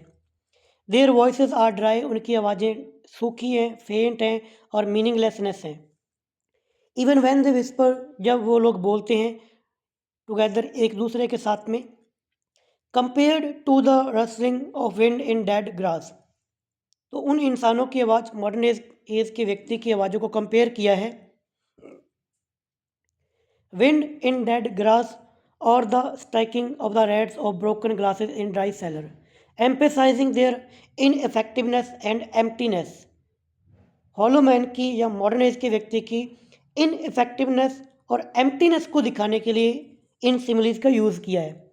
Elliot use similes and vivid imagery to convey their spiritual barrenness, आध्यात्मिकता का जो बंजरपन है ये दिखाने के लिए, हेल्पनेस दिखाने के लिए, एंड लैक ऑफ पर्पस, उद्देश्य की नगनता दिखाने के लिए कि हमारा कोई पर्पस है ही नहीं, ये चीज़ दिखाने के लिए यहाँ पर ऐसे सिमिलीज का यूज़ किया है टीएस इलियट ने। सिमिली मैंने आपको बता दिया, as wind the dry glass और रेड्स यूज़ किया कंपेयर करने के लिए। देयर वॉइसेस यानी कि मॉडर्न एज के व्यक्ति की वॉइसेस को कंपेयर करने के लिए, टू मीनिंगलेसनेस साउंड, इमेजरी का यूज़ हुआ, strong visual and auditory imagery to convey emptiness and desolation, क्योंकि जब हम ये हमारे दिमाग में इमेज बनती है कि हाँ जैसे सूखे घास में से हवा चल रही है, चूहे टूटे हुए कांच के ऊपर चल रहे हैं, तो अपने भी दिमाग के अंदर एक इमेज भी बन रही है और साउंड भी आ रहा है कि हाँ जैसे हवा सूखे से घास में से निकलेगी। तो ऑडिटरी और इमेज दोनों, विजुअल और ऑडिटरी, यहाँ पर इमेजेस का यूज़ किया गया। इसके बाद की लाइनें आती हैं, शेप विदाउट फॉर्म, यानी कि हमारे पास शेप तो है बट फॉर्म नहीं है। शेड विदाउट कलर, शेड तो है बट कलर नहीं है। पैरालाइज्ड फोर्स, यानी कि ताकत तो है बट पैरालाइज्ड है, किसी काम का नहीं। जेस्चर विदाउट मोशन, यानी कि हम थोड़ा बहुत कुछ करने की हिम्मत करते हैं बट उसके अंदर कोई मूवमेंट नहीं होती। These lines describe the hollow man as existing without substance and vitality, कि जो hollow man है ना वो एग्जिस्ट तो करता है बट उसके अंदर कोई सब्सटेंस नहीं है। दे आर लाइक फॉर्म, उनकी फॉर्म तो है विदाउट रियल शेप्स। देखो यार, कोई भी चीज़ है आपके आसपास नज़र दौड़ाओ, शेप तो हर किसी चीज़ की है। कोई भी चीज़ देख लो, कोई भी चीज़ शेप है बट पहचान किसकी है, जिसकी एक अपनी अलग से कोई फॉर्म है। तो हॉलो मैन कैसे हैं, उनके पास शेप तो है बट फॉर्म नहीं है। शैडो विदाउट कलर, यानी कि जिंदगी के अंदर कोई रंग नहीं है, नीरसता भरी हुई है। पॉजिंग पोटेंशियल और force that is frozen and making gesture that achieve nothing, कि हमारे अंदर हम कुछ एक्शंस तो करते हैं बट हमें कुछ अचीव नहीं होता। Eliot emphasize their spiritual paralysis and inability to act, ये दिखाता है कि मॉडर्न एज का व्यक्ति सिर्फ सोचता है, करता कुछ नहीं है। Showing that they are powerless, empty and ineffective. यहाँ पर यूज़ हुआ है ऑक्सीमोरॉन का, यहाँ पर कह लो पैराडॉक्स, दोनों का यूज़ आप कह सकते हो। शेप विदाउट फॉर्म, भाई शेप है तो फॉर्म तो होगी बट दोनों चीज़ें कंट्रास्ट में रखी हुई है, मीनिंग तीसरा ही निकल रहा है यहाँ पर, इसलिए ऑक्सीमोरॉन है। शेड विदाउट कलर, ये जो लाइनें हैं ये ऑक्सीमोरॉन का और पैराडॉक्स का एग्जाम्पल हैं। Imagery creates a visual picture of lifeless powerless beings, इन लाइनों को पढ़ के एक ऐसे इंसान की तस्वीर दिमाग के अंदर बनती है जो पावरलेस है और लाइफलेस है। अभी पार्ट 1 ही चल रहा है। आगे टीएस इलियट लिखते हैं कि दोज हु हैव क्रॉस्ड, अब यहाँ पे थोड़ा बातों को समझना, पहले आपको समझा देता हूँ कि यहाँ पर टीएस इलियट ये कहेंगे कि जो लोग हमसे पहले चले गए, हमसे पहले जो मर गए, इसका मतलब कि जो पुराने लोग थे, हमारे ग्रैंड पेरेंट्स कह लो, पूर्वज कह लो, उनकी जिंदगियों, वो जो चले गए, उनकी जो डेथ हुई, उनका ज़िंदगी में अपना कोई उद्देश्य था, भले वो बुरा है चाहे वो अच्छा है बट एक पर्पस था, उस पर्पस को पूरा करते हुए वो मरे। तो कहता है कि जो लोग चले गए, those who have crossed with direct eyes, तो वो उनके अंदर हौसला है कि वो अपनी बातों को बता सकते हैं कि भाई हमने जो कोई काम किया, भले बुरा ही किया बट किया तो सही। टू डेथ अदर किंगडम, कि डेथ का जो दूसरा किंगडम है वहाँ पर चले गए, वहाँ पर जाकर वो ये कह सकते हैं कि हमने कुछ ना कुछ किया, बुरा किया या अच्छा किया। रिमेंबर अस, तो वो लोग वहाँ पर जो चले गए वो हमें याद करते हैं, याद कर सकते हैं। If at all not as lost violent souls, बल्कि वो हमें याद करते हैं, याद कर सकते हैं लोस्ट और वायलेंट सोल्स की नज़र से नहीं, कि ना तो वो हमें अच्छे रूप में याद कर सकते हैं, ना ही वो हमें कोई बुरी फॉर्म के अंदर यूज़ कर सकते हैं, but only as the hollow man, the stuffed man, कि वो लोग हमें सिर्फ ये इस एंगल से या ये कहकर याद कर सकते हैं कि हम क्या हैं, we are just only hollow man and stuffed man, कि हम बिल्कुल खोखले हैं, ना अच्छे ना बुरे। These lines show that the hollow men are spiritually empty and powerless, remembered by the dead not as violent or lost souls, but simply as lifeless, ineffective people. Imagery यहाँ पर है हॉलो मैन की और stuffed man की, फिर से वही दिमाग के अंदर तस्वीर बनती है बिजुका की, हॉलो मैन की, स्टफ्ड मैन की। कॉन्ट्रास्ट है यहाँ पर बिटवीन द ब्रेव डेड, कि एक वो लोग जो बहादुरता के साथ में मरे, एक तरफ तो वो लोग हैं और एक तरफ है हॉलो मैन। अब ये पार्ट खत्म होता है फर्स्ट। पार्ट 2 मैंने यहाँ पर स्ट्रेंजा लिख दिया, सॉरी, क्योंकि पार्ट्स हैं, स्ट्रेंजा तो नहीं है, क्योंकि स्ट्रेंजा में फिर लाइनें काउंट होती है ना कि कौन सा स्ट्रेंजा है, पार्ट है तो सेकंड पार्ट। और यही पार्ट, जैसे ये हमने जो ऊपर एक पढ़ा ना, ये ये फर्स्ट पार्ट अपने आप में पहले पब्लिश हुआ था, तो कहीं और ही पब्लिश हुआ, सेकंड पार्ट कहीं और पब्लिश हुआ, तो ऊपर जो बातें आई, बट दोनों का ना थीम से थोड़ी मैचिंग होती थी, बातें जो TS इलियट ने की वो मॉडर्न एज के व्यक्ति के बारे में ही की। जैसे अपने वेस्टलैंड को पढ़ा था, वहाँ पर भी तो वो मॉडर्न एज के व्यक्ति की बात करते हैं। मतलब हमने वेस्टलैंड को पढ़ा, हम इस हॉलो मैन को पढ़ रहे हैं, मैंने इंडिविजुअल टैलेंट को भी पढ़ा है, और मैंने जो लव सॉन्ग है जे एल्फ्रेड प्रूफ्रोक उसको भी पढ़ा है। अब मैं कहीं ना कहीं TS इलियट को थोड़ा सा समझ सकता हूँ कि ये कैसे लिखते हैं। असल में ये हर एक बात के अंदर बात करते हैं मॉडर्न एज के व्यक्ति की। वो हर एक वर्क के अंदर ये दिखाना चाहते हैं कि मॉडर्न एज का व्यक्ति कैसा है। चलिए पार्ट 2 की स्टार्टिंग करते हैं।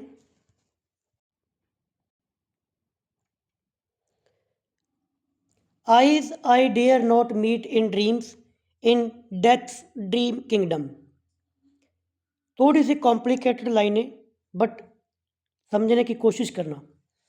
आइज तो जो हमारी खुद की अपनी जो शर्म होती है, कहते हैं ना कि मैं अपनी नज़रों में गिर गया, तो वो नज़रें यही हैं जो हम ये बोलते हैं कि भाई वो इंसान तो अपनी ही नज़रों में गिरा हुआ इंसान है। वो नज़र कौन सी होती है? हम इन नॉर्मल आंखों की बात नहीं करते, वो बात करते हैं कि जब व्यक्ति अपने आप को देखता है। तो यहाँ पर भी TS इलियट कह रहे हैं कि जो हॉलो मैन है वो कहता है कि eyes I dare not meet in dreams, कि उन आँखों से मैं सपने में भी नहीं मिल सकता। यानी कि वो आँखें मेरे को मेरी सच्चाई दिखाएंगी कि तू क्या है, तू एक खोखला व्यक्ति है, और मेरी हिम्मत नहीं है कि मैं उनसे मिल सकूं। In death's dream kingdom, death's dream kingdom, यहाँ पर अलिट्रेशन भी है, यानी कि मौत का वो दिन, या फिर कह लो जिस दिन जजमेंट का दिन, जिस दिन भगवान जजमेंट करेंगे तुमने क्या किया, तो शायद उस दिन मैं अपनी ही नज़रों से नज़रें नहीं मिला पाऊंगा, इतनी हिम्मत नहीं है। दीज डू नॉट अपीयर, ये शर्म की नज़रें अपीयर नहीं होती देर, वहाँ पर। यानी कि जब फाइनल जजमेंट का डे आता है ना, तो वहाँ पर जाकर ये, क्योंकि वहाँ पर क्या, वहाँ पर शांति अपोजिट चीज़ें हैं, यानी कि वहाँ पर तो बिल्कुल अच्छी अच्छी चीज़ें सारी की सारी वहाँ पर हैं। इसलिए ये आँखें, वहाँ पर जाके मेरे को डर नहीं लगता, वहाँ पर जाकर मैं अपने आप को शायद सोच पाऊँगा कि मैं शायद इतना बुरा भी नहीं हूँ। The eyes are sunlight on a broken column, वो जो आइज है, वो जो आँखें हैं, sunlight on the broken column, वो टूटे हुए कॉलम से आती हैं देर, वहाँ पर। इज ए ट्री स्विंगिंग, ये सारी की सारी एक इमेजरी कह लो, यहाँ पर सिंबल्स यूज़ किए गए हैं। द ट्री स्विंग, एक पेड़ है जो स्विमिंग यानी कि झूल रहा है। And voices are in the wind singing, और हवा में से आवाज़ें गा रही हैं, यानी कि वॉइस गा रही है। More distant and more solemn than a fading star, fading star यानी कि दूर वो छिपता हुआ तारा। अब इसको नीचे समझो, ऐसे समझ में नहीं आएगा।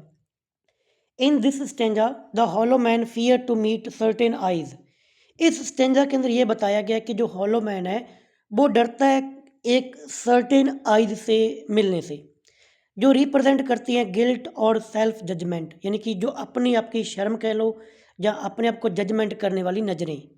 बट इन डेथ्स ड्रीम, वो कहता है कि डेथ का जो ड्रीम है, जो डेथ्स ड्रीम किंगडम है, यानी कि हेवन स्वर्ग के अंदर, those eyes do not appear, वो आंखें, वो डर, वो शर्म वहाँ पर अपीयर नहीं होती एज थ्रेटनिंग, कि शायद वहाँ पर इस प्रकार से डरावनी तरीके से अपीयर नहीं होती। Instead there is peaceful and symbolic imagery, और वहाँ पर तो एक पीसफुल और सिम्बॉलिक इमेजरी होती है। अब पहले वाली लाइनों से मैच नहीं करोगे आप, पहले वाले पार्ट से, क्योंकि वो पार्ट अलग है, ये पार्ट अलग है, इसलिए हम कोई रिलेशन बना नहीं पा रहे कि भाई ये क्या कह रहा है, क्या बोल रहा है। Sunlight on a broken column, एक सूर्य की किरण आती है ब्रोकन टूटे हुए कॉलम में से। ए स्विमिंग ट्री, एक झूलता हुआ पेड़। एंड डिस्टेंस, दूरी पर। सॉलोमन वॉइस, कुछ आवाज़ें। इन द विंड, हवा में से। Showing serenity, reflection and the काम ऑफ द आफ्टर लाइफ, ये दिखाता है कि ज़िंदगी के बाद की कंडीशंस कैसी होने वाली है। थोड़ा सा कॉम्प्लिकेटेड ये लाइन मैं मानता हूँ, क्योंकि कोई मीनिंग निकल ही नहीं रहा कि हम किस एंगल से लगाएं इसको। इमेजरी, यहाँ पर बस कुछ फैक्चुअल इन्फॉर्मेशन हम यहाँ पे कलेक्ट कर सकते हैं। जैसे कि इमेजरी का यूज़ यहाँ पे हुआ है, sunlight on the broken column, tree swimming and voices in the wind. Metaphor है यहाँ पर, आईज रिप्रेजेंट करती है गिल्ट, फियर और जजमेंट को, और पर्सोनिफिकेशन है यहाँ पर, voices described as a singing, क्योंकि इसने कहा था कि जो आवाज़ें हैं वो गाती हैं हवा में से, तो आवाज़ें गाती हैं, तो वॉइस को क्या किया गया यहाँ पर, पर्सोनिफाई। अब आगे का जो पार्ट है यहाँ पर, इसी पार्ट का अगला स्टेंजा आप कह सकते हो, पार्ट कह सकते हो। अब यहाँ पे टीएस इलियट बात करता है कि जब वो फाइनल जजमेंट का डे आएगा, जब भगवान पूछेंगे कि तुमने क्या किया, तो वहाँ पर मैं किस प्रकार से प्रेजेंट होना चाहता हूँ, जो होलो मैन है।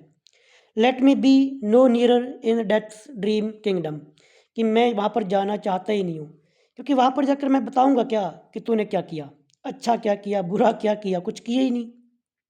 लेट मी ऑल्सो वियर सच डेलिबरेट डिस्गाइजेज, तो वो कहता है कि मैं कुछ जानबूझकर कुछ अपने ऊपर पहन लूँगा, बियर कर लूँगा, क्या चीज़ें, रैट्स कोट यानी कि चूहे की चमड़ी या चूहे के कोट कह लो। यहाँ ये सारे के सारे सिंबल हैं। रैट्स कोट, क्रो स्किन यानी कि कौवे की चमड़ी skin, crossed staves in a field behaving as the wind behave, क्योंकि मैं यहाँ पर ऐसे बिहेव कर रहा हूँ जैसे कि हवा विंड बिहेव करती है। अब बताओ, हवा की कोई डायरेक्शन होती है? कोई डायरेक्शन नहीं होती। कोई हवा का पर्पज़ होता है? नहीं होता है। कोई उसकी स्टेबिलिटी होती है? नहीं होती। तो ये कह रहा है कि जो हॉलो मैन है, जो मॉडर्न एज का व्यक्ति है, वो भी उस हवा की तरह बिहेव करता है। No nearer not that final meeting in the twilight kingdom, तो हिम्मत ही नहीं है कि मैं उस ट्वेलाइट के अंदर जाकर, यानी कि जब भगवान जजमेंट करेंगे, वहाँ पर हिम्मत ही नहीं कि मैं जाकर वहाँ से मिलूँ। और थोड़ा समझ लो, the hollow man want to stay distant from heaven, तो जो हॉलो मैन है वो स्वर्ग से दूर रहना चाहता है, इट्स जजमेंट, हेवन से और स्वर्ग में होने वाले जजमेंट से।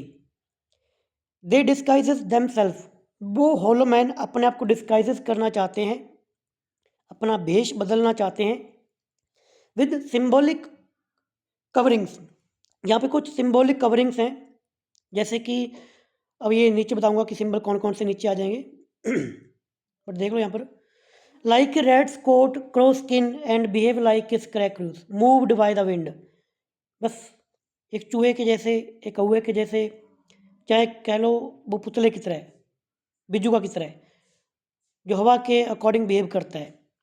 Showing their fear weakness and spiritual emptiness, ये चीज़ फिर से रिप्रेजेंट करती है हॉलो मैन के फियर को, वीकनेस को और स्पिरिचुअल एम्प्टीनेस को। They also plead to delay the final meeting, hollow man तो यहाँ तक रिक्वेस्ट करते हैं कि फाइनल मीटिंग का डे आए ही ना, डिले करना चाहते हैं, विद गॉड और अल्टीमेट जजमेंट। फिर वही बात, क्योंकि उनके पास अगर फाइनल डे आएगा, जजमेंट का डे आएगा, तो हॉलो मैन बताएगा क्या।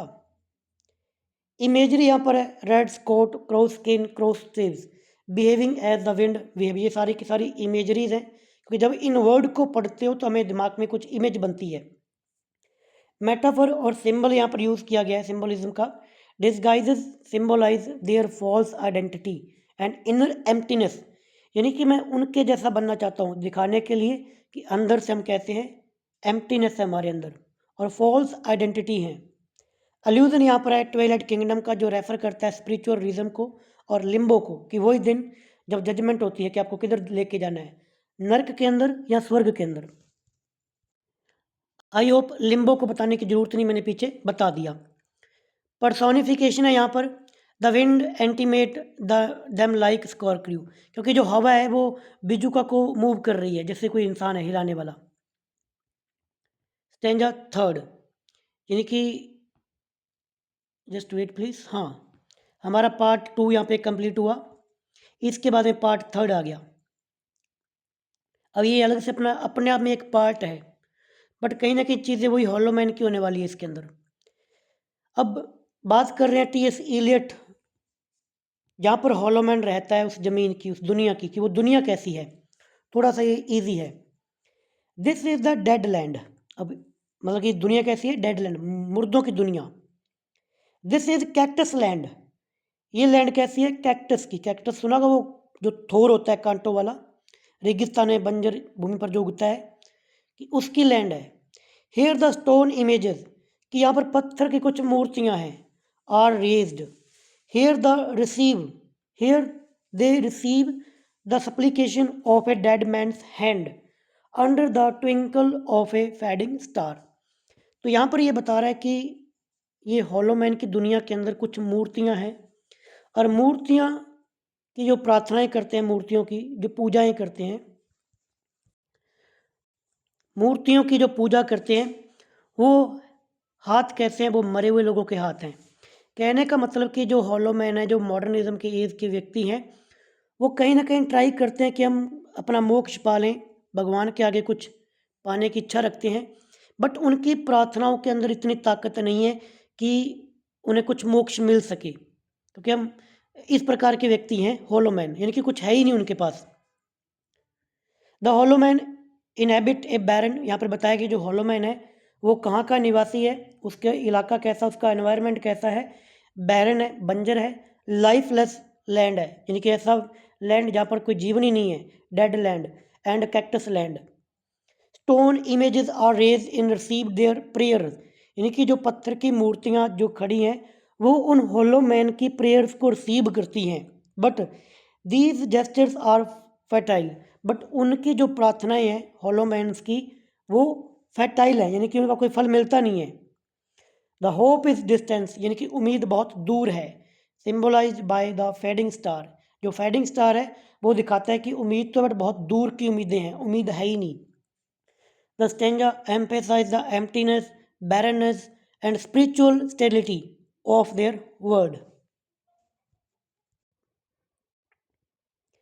इमेजरी यहाँ पर यूज हुई है डेड लैंड की और कैक्टस लैंड की, स्टोन इमेजेस की, क्योंकि जब इनकी हम बात करते हैं dead land, cactus land, stone images, तो दिमाग में अपने बनता है कि हाँ एक ऐसी बंजर सी ज़मीन है, कुछ मूर्तियाँ वहाँ पर लगी हुई हैं जो क्रिएट करती हैं विविड और डेजोलेट सीन को।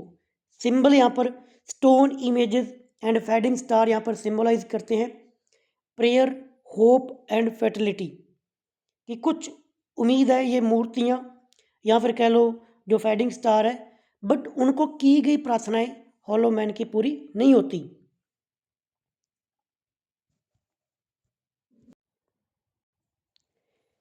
Is it like this in deaths other kingdom, कि ये ऐसे लगता है कि जैसे डेथ का दूसरा किंगडम है, कि वही किंगडम, डेथ का किंगडम कौन सा है, वो तो फाइनली हो जाएगा ना, कि आपको स्वर्ग मिला या फिर नरक मिला, ये दूसरा है।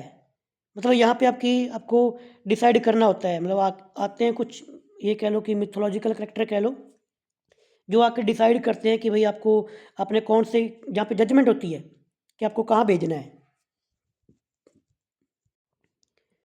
तो टीएस इलियट भी एक प्रकार से सवाल पूछते हैं कि क्या कहीं ये उस प्रकार की ज़मीन तो नहीं है, उस प्रकार की स्थान तो नहीं है। Is it like this death's other kingdom, walking alone, जहाँ पे लोग अकेले चलते हैं, at the hour when we are trembling with tenderness, lips that would kiss from prayer to broken stone, यानी कि वो यहाँ पर हमें अकेला चलना है। ये संसार कैसा है मॉडर्न एज के व्यक्ति का, ये बिल्कुल यहाँ पे लोग अकेले चलते हैं, यानी कि आपस में कोई भी लेन देन नहीं है। Lips with would kiss from prayer to broken stone, कि होठ खुलते हैं प्रेयर्स के लिए, प्रार्थनाओं के लिए, प्यार पाने के लिए, बट ब्रोकन स्टोन्स, टूटे हुए पत्थरों की तरह। इसको नीचे समझते हैं। The hollow man exist in Limbo like spiritual state, तो जिसकी हमने बात की थी लिम्बो, कि यहाँ पर दिखाया गया है the hollow man exist in Limbo like spiritual state caught between life and death, कि जो हॉलो मैन है वो लिम्बो के अंदर फंसा हुआ है, between life and death. They walk alone, वो अकेले चलते हैं hollow man. Trembling with fragile emotions, कांपते हैं तुच्छ इमोशंस के साथ में, यानी कि कांप रहे हैं, इमोशंस में कोई स्टेबिलिटी नहीं है। And their attempts at love और प्रेयर आर इनइफेक्टिव, और जो हॉलो मैन के जो अटेम्प्ट्स हैं, प्रयास हैं प्यार को लेकर या प्रार्थनाओं को लेकर, आर इनइफेक्टिव, वो भी इनइफेक्टिव है। ये चीज़ सिंबलाइज करती है बाय, इन चीज़ों को सिंबलाइज किया गया by forming prayers to broken stone, in line के साथ में ये जो लाइन आई थी प्रेयर्स टू ब्रोकन स्टोन, ये दिखाती है कि उनकी प्रार्थनाएं टूटी हुई हैं, पूरी नहीं होती। Even in this other worldly real hope is minimal and incomplete, highlighting their spiritual emptiness and isolation. फिर से ये चीज़ दिखाती है कि यहाँ पर क्या है, स्पिरिचुअल एम्प्टीनेस है और आइसोलेशन है, अकेलापन है। इमेजरी यहाँ पर वॉकिंग अलोन, अकेला चलना, ब्रोकन स्टोन, टूटे हुए पत्थर, creates a visual of isolation and fertility. Metaphor यहाँ पर यूज हुआ, lips that would kiss from prayer to broken stone. ये एज ए मेटाफर यूज हुआ है जिसका हिडन मीनिंग है अटेम्प्ट एट लव और faith are ineffective gestures. Alliteration का यहाँ पर यूज हुआ, trembling with tenderness, T sound का रिपीटेशन यहाँ पे देखने को मिला। Emphasize the delicate weak emotions. Symbolism यहाँ पर डेथ्स अदर किंगडम, यहाँ पर जो लाइन आई, जो फ्रेज आया डेथ्स अदर किंगडम, असल में ये सिंबल है जो रिप्रेजेंट करता है लिम्बो और पैरोगेटरी को, a place between life and death. जो मैंने आपको स्टार्टिंग के अंदर समझाया था कि भाई लिम्बो क्या है, वो कंडीशन अब याद आ गई ना, कि अभी हम जिंदा हैं और बाद में या तो स्वर्ग में जाएंगे या फिर नरक के अंदर जाएंगे, बट बीच का वो सर्कल जहाँ पर आपको डिसाइड करवाया जाता है, जजमेंट होती है आपकी कि आपको किधर भेजना है।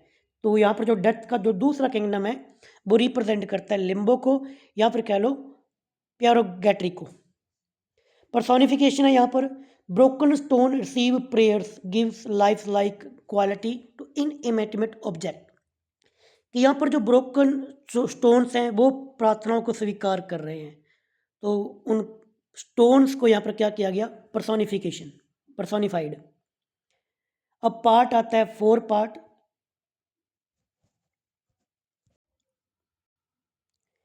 The eyes are not here, there are no eyes hair.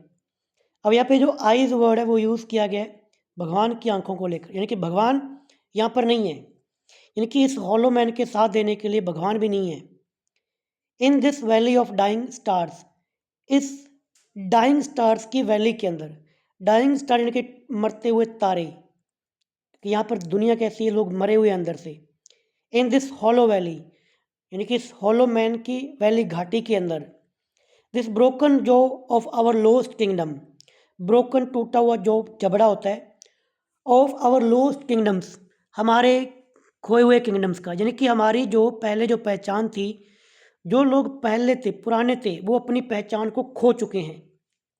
In this last of meeting place, in this last of meeting places, ये जो लास्ट प्लेस है मीटिंग का, we grope together and avoid speech, हम एक दूसरे से बातचीत करने से बचते हैं। Gathered on this beach of the tumid river, अब यहाँ पे ट्यूमिड रिवर कौन सी है आपको आगे पता चलेगा, इसको समझो पहले। इन स्टेंजा 4, यहाँ पर कह लो पार्ट 4 के अंदर, the hollow man are trapped in valley of emptiness and dying hope.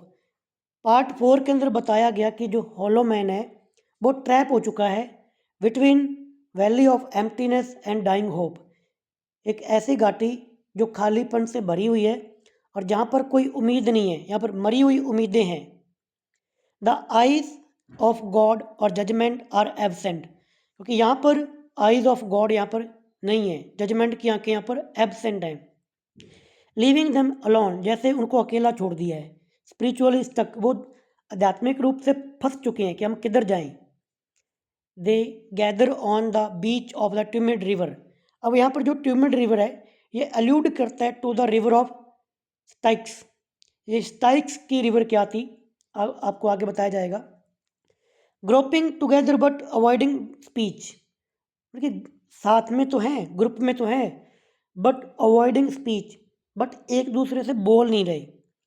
Symbolize their inability to act, communicate और फाइंड सैल्वेशन, जैसे कि हर किसी को सैल्वेशन चाहिए, मोक्ष चाहिए, मुक्ति चाहिए, बट इनएबिलिटी टू एक्ट है, बट हम एक्ट नहीं कर पा रहे, कुछ कम्युनिकेट नहीं कर पा रहे, तो मोक्ष और मुक्ति मिलेगी कैसे।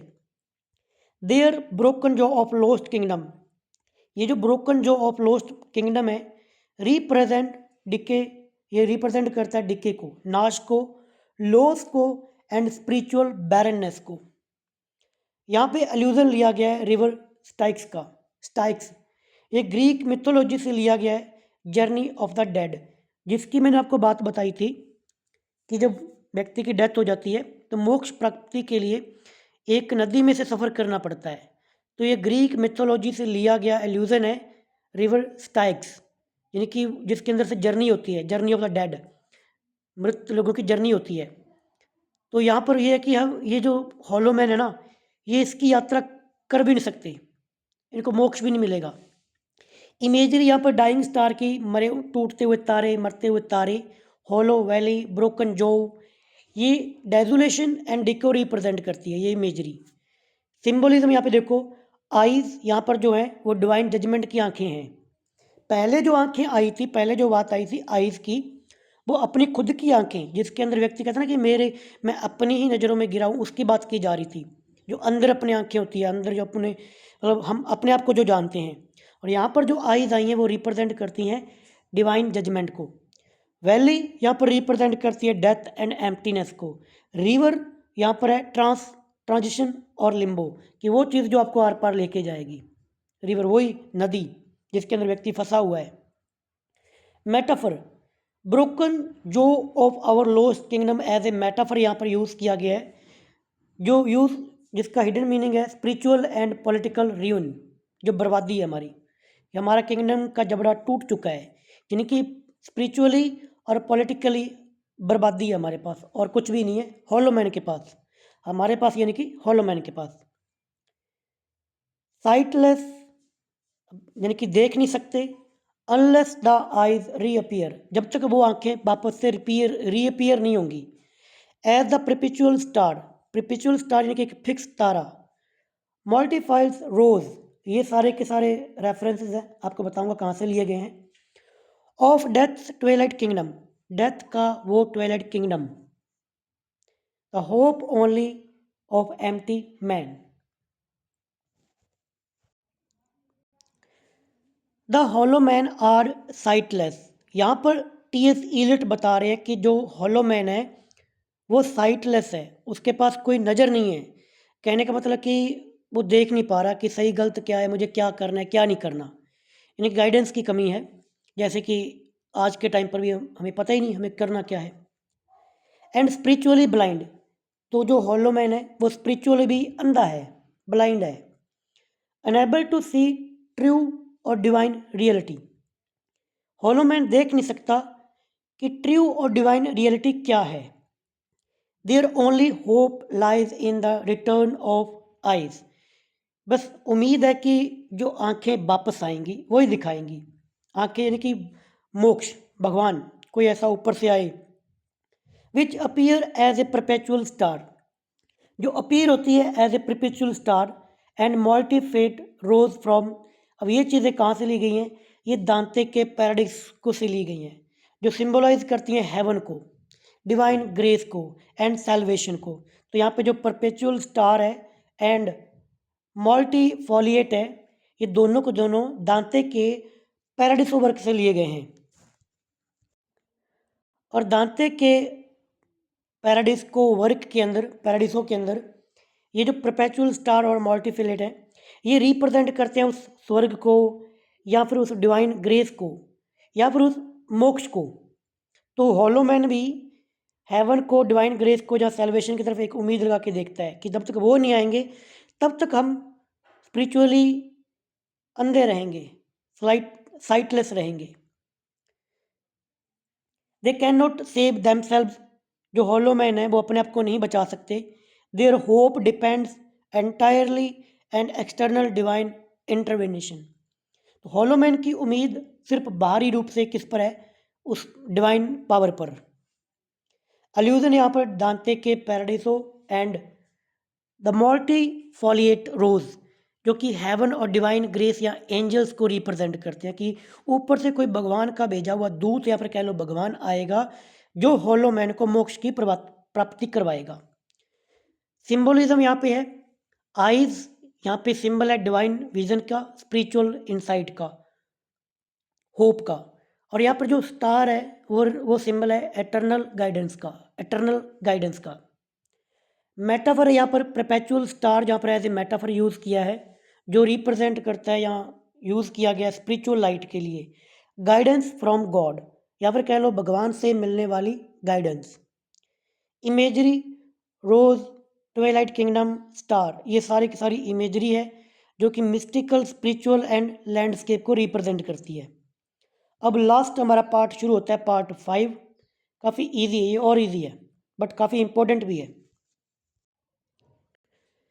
पार्ट 5 की स्टार्टिंग टीएस एलियट एक नर्सरी की जो राइम है उसकी पैरोडी के साथ में करते हैं। यानी कि रियल के अंदर राइमिंग स्कीम नर्सरी की कुछ और थी, यहाँ पर उसको कुछ चेंज करके बदल के लिखा है। ये आगे हम देखेंगे, पहले पढ़ते हैं। Here we go round the prickly pear, prickly pear, prickly pear. Here we go round the prickly pear. अब ये नर्सरी की ओरिजिनल राइम थी, नीचे आपको पहले दिखा देता हूँ, यहाँ पर आप देख सकते हो allusion. Here we go round the prickly pear, parody of the nursery rhyme here we go round the mulberry bush. Real के अंदर ये नर्सरी में एक राइमिंग चलती है बच्चों के लिए, छोटे बच्चों के लिए, बट यहाँ पर एज ए पैरोडी के रूप में यूज़ किया है, पैरोडी यानी कि नकल या फिर मजाक के तौर पर। Here we go round prickly pear. Prickly क्या होता है? कांटेदार, जो जो जहाँ पर कैक्टस कैक्टस वगैरह उगे हुए होते हैं। यानी कि हम जो हॉलोमैन्स हैं, हम कहाँ पर घूमते हैं, कहाँ पर पर्पसलेस चक्कर लगाते हैं? एक ऐसी बंजर ज़मीन पर जहाँ पर कैक्टस वगैरह उगे हुए हैं। Here we go round and prickly pear, prickly pear, prickly pear, here we go round prickly pear. यानी कि यहाँ पर रिपीटेशन भी है, अलिट्रेशन भी है, एनाफोरा भी है स्टार्टिंग के अंदर। Here we go round, here we go round. At 5 o'clock in the morning, अब सुबह 5 बजे, between the idea and the reality. यानी कि हियर, यहाँ पे कह रहा है कि हम प्रिकली पियर पर जाते हैं सुबह 5 बजे, यानी कि मॉर्निंग टाइम से हम प्रार्थनाएं करने के लिए जाते हैं, बट बंजर, हमारी प्रार्थनाएं कैसी हैं? बंजर है। अब आगे कुछ चीज़ें बताएंगे T S Eliot. Between the idea and the reality, यानी कि हॉलोमैन का आइडिया कुछ और होता है और रियलिटी कुछ और होती है। चीज़ों को यहाँ पर जक्स्टापोजिशन में रखा है कि हॉलोमैन विचार कुछ करता है और रियलिटी कुछ और होती है। Between the motion and the act, तो यहाँ पर हम इसको ऐसे पढ़ेंगे, between the idea and the reality, between the motion and the act, कि मोशंस कुछ और होते हैं, एक्ट कुछ और होता है। False the shadows for thine is the kingdom. अब दाइन यहाँ पर क्लियर नहीं कि उस भगवान को बोला है या फिर हमारे संसार को बोला है, रीडर को बोला है। दाइन यानी कि तुम्हारा, कि तुम्हारे इस किंगडम के अंदर हम रोज गोल गोल चक्कर लगाते हैं। हेयर वी गो राउंड, इस बंजर ज़मीन के चारों ओर प्रार्थनाएं करते हैं, बट आइडिया कुछ होता है, रियलिटी कुछ और होती है। फीलिंग्स, इमोशंस कुछ और होते हैं, एक्ट कुछ और होता है। फॉल्स द शेडोज, यानी कि हमारी जो परछाई है वो अलग होती है, फॉल्स होती है, फॉल्स। इन स्टेंजा 5 यानी कि पार्ट 5 के अंदर the hollow man sing a desolated nursery rhyming, यहाँ पर हॉलो मैन नर्सरी की डेजोरेटेड नर्सरी राइमिंग स्कीम गा रहा है। Here we go round the prickly pear. ये रिफ्लेक्ट करता है their ritualistic but meaningless action in their barren. एक रिचुअल्स एक्शन है बट उसका कोई मीनिंग नहीं है, जो कि उनके बैरन, बंजर, डेजर्ट लाइक वर्ड के अंदर लगाते हैं, चक्कर लगाते हैं। Eliot highlight the gap. अब यहाँ पे एलियट, जो टीएस एलियट हैं, एक गैप को हाईलाइट करते हैं between the idea and reality, कि हॉलो मैन के आइडियाज कुछ और होते हैं और रियलिटी कुछ और होती है। And between the motion and act, तो हॉलो मैन के मोशंस कुछ और होते हैं, एक्ट कुछ और होता है। Where the shadow prevents them from turning intention into action, उनकी जो परछाई है वो रियल एक्शन करने से उनको रोकती है। देयर प्रेयर्स आर इनकम्प्लीट, उनकी जो प्रार्थनाएं हैं वो इनकम्प्लीट होती हैं। शोज बाय द फ्रेगमेंट, यहाँ पे एक फ्रेगमेंट यूज़ किया गया, टुकड़ा, लेकिन पूरी लाइन नहीं बताई टीएस एलियट ने, कुछ लाइनें बीच में से यूज़ कर ली। For thine is the kingdom, ये प्रार्थना की लाइन है बट बीच में ऐड कर दी, ऊपर वाली लाइनों से कोई लेना देना है ही नहीं। इस प्रार्थना की लाइन कोई पूरा नहीं लिखा, ये दिखाने के लिए कि हॉलो मैन की प्रार्थनाएं भी इनकम्प्लीट है। Symbolize good intention without fulfilment, ये दिखाने के लिए कि हॉलो मैन की इंटेंशंस अच्छी हैं बट फुलफिल नहीं है। अल्यूजन यहाँ पे यूज़ किया, मैंने आपको बता दिया, नर्सरी की राइमिंग स्कीम। सिंबल्स यहाँ पर shadow, obstacle between thoughts and action के बीच में। इनकम्प्लीट प्रेयर्स यहाँ पर अनफुलफिल्ड स्पिरिचुअल इंटेंट को रिप्रेजेंट करती है, सिंबल है। इमेजरी यहाँ पर प्रिकली पियर कैक्टस, तो दिमाग में आता है कि यहाँ कोई ऐसी बंजर सी ज़मीन है जिसमें बहुत सारे कैक्टस उगे हुए हैं, जो रिप्रेजेंट करते हैं हार्श बैरन लैंडस्केप को, reflecting hollow man spiritual emptiness. और ये चीज़ फिर से हॉलो मैन के स्पिरिचुअल एम्प्टीनेस को रिफ्लेक्ट करती है। पोइम के अंदर बहुत सारे सिंबल्स हैं, इसलिए तो हमने स्टार्टिंग के अंदर पढ़ा था कि सिंबल्स का यूज़ किया गया है। रिपीटेशन है यहाँ पर, प्रिकली पियर एम्पेसाइज करने के लिए रिचुअलिस्टिक मीनिंगलेस रूटीन, कि बार बार बस डेली का रूटीन चलता है। जक्शा पोजिशन एक यहाँ पर ऐड कर लेना कि एलिट्रेशन भी है और एनाफोरा भी है, क्योंकि स्टार्टिंग के अंदर है ना कि here we go round. Juxtaposition है between the idea and the reality, between the motion and the act, तो दो चीज़ों को ऐसे जक्शा पोजिशन में रखा हुआ है। Show gap between desire between achievement, ये शो करने के लिए कि डिज़ायर्स क्या है और अचीवमेंट क्या है। आगे पार्ट 5 की लाइनें हैं, उन्हीं लाइनों को आगे कंटिन्यू रखा है। Between the conception and the creation, तो वही बात की कंसेप्शंस कुछ हैं और क्रिएशन कुछ हैं हॉलो मैन के। Between the emotion and the response, hollow man की इमोशंस कुछ हैं और रिस्पॉन्स कुछ हैं। Fall the shadows, life is very long, between the desire and the spasms, desires कुछ हैं, स्पैम्स कुछ हैं। Between the potency and the existence, between the essence and the distance, falls the shadow for thine in the kingdom. फिर से वही लाइनें ली गई, prayers फिर से अनकम्प्लीट दिखाई गई, टुकड़ों के अंदर टोटल के बातों को लिखा गया। हर एक लाइन अपने में कंप्लीट नहीं है, छोटी छोटी लाइनें, टुकड़े हैं, जिस प्रकार से हॉलो मैन के दिमाग के अंदर विचार आते हैं, इसलिए इन लाइनों को ऐसे रखा है। In these lines Eliot show how the shadow blocks every human action, यहाँ पर टीएस इलियट दिखा रहे हैं कि किस प्रकार से जो परछाई है या अंदर से कुछ है जो हॉलो मैन के अंदर भरा हुआ है, वो ह्यूमन एक्शन करने से रोकती है। It comes between thoughts and creation, emotions and response, desire and fulfilment, ability and real existence. Because of these shadows the hollow man can never complete anything, और इन्हीं चीज़ों के कारण, क्योंकि जो हॉलो मैन है वो दो चीज़ों के बीच में उलझ के रहता है कि मैं क्या करूँ क्या ना करूँ। इसको यार थोड़ा रियल में समझो कि कई बार हम भी कंफ्यूज हो जाते हैं कि हमें क्या करना है। जैसे अभी कुछ लोग ये सोच रहे हैं कि सेकंड ग्रेड करें या फर्स्ट ग्रेड करें, समझाने के लिए एग्जांपल दे रहा हूँ। तो उसी प्रकार से जो हॉलो मैन है ना, वो भी कंफ्यूज है कि क्या करना है क्या नहीं करना, और इस चक्कर में वो कुछ भी नहीं कर पाता। आई होप अब आपको क्लियर हो गया ना कि जो इधर सोचता है कभी उधर सोचता है, वो कुछ भी नहीं कर पाता। तो because of this shadows the hollow man can never complete anything, they begin but can not finish, शुरुआत तो होती है बट कंप्लीट नहीं होती। अभी जिसने एक डिसीजन लिया कि इस वीडियो को कंप्लीट करना है तो वो करेगा। जिसने बीच में ये सोचा कि यार ये पोएम पढ़ लेता हूँ, बीच में वो पढ़ लेता हूँ, टेस्ट के लिए शेड्यूल के लिए वो चीज़ पढ़ लेता हूँ, वो ना तो उसको पूरा करेगा ना इसको करेगा।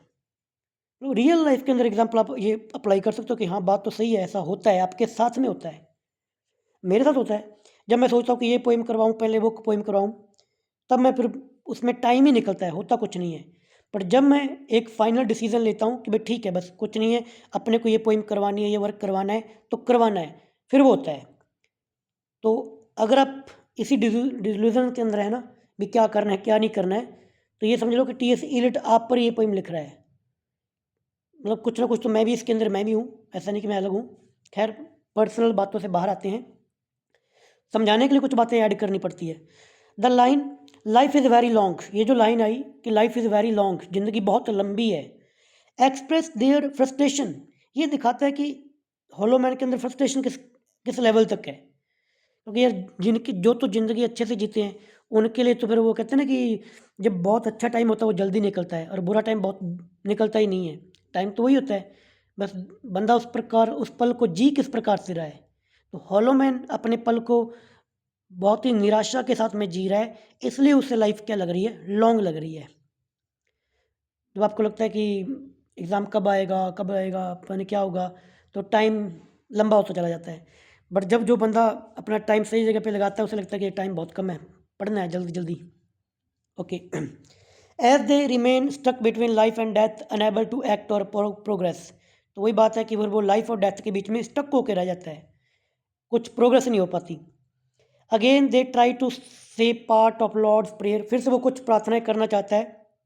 For thine is the kingdom but can not finish it, मतलब कि प्रार्थना की लाइन की स्टार्टिंग होती है बट वो लाइन कंप्लीट नहीं होती। पहले भी ऊपर देखा, सिर्फ इतना ही लिखा कि for thine is the kingdom, आगे क्या, आगे कुछ लिखा ही नहीं, तो प्रार्थनाएं इनकम्प्लीट हैं। But can not finish it, this shows that their spiritual weakness and inability to complete even a prayer, एक प्रेयर भी पूरी नहीं हो सकती। तो यहाँ पर रिपीटेशन है बिटवीन द, ये तो बहुत बार आया ना, एंड द, बिटवीन द और एंड द बार बार रिपीट हुए। Repeated structure emphasize the continuous interpretation of actions by the shadow, इन चीज़ों को क्यों यूज़ किया गया, एम्पेसाइज करने के लिए, continuous interpretation of the action by the shadow. Anaphora का यूज़ किया गया, रिपीटेड यूज ऑफ बिटवीन, और पिछले के अंदर आया था here we go round.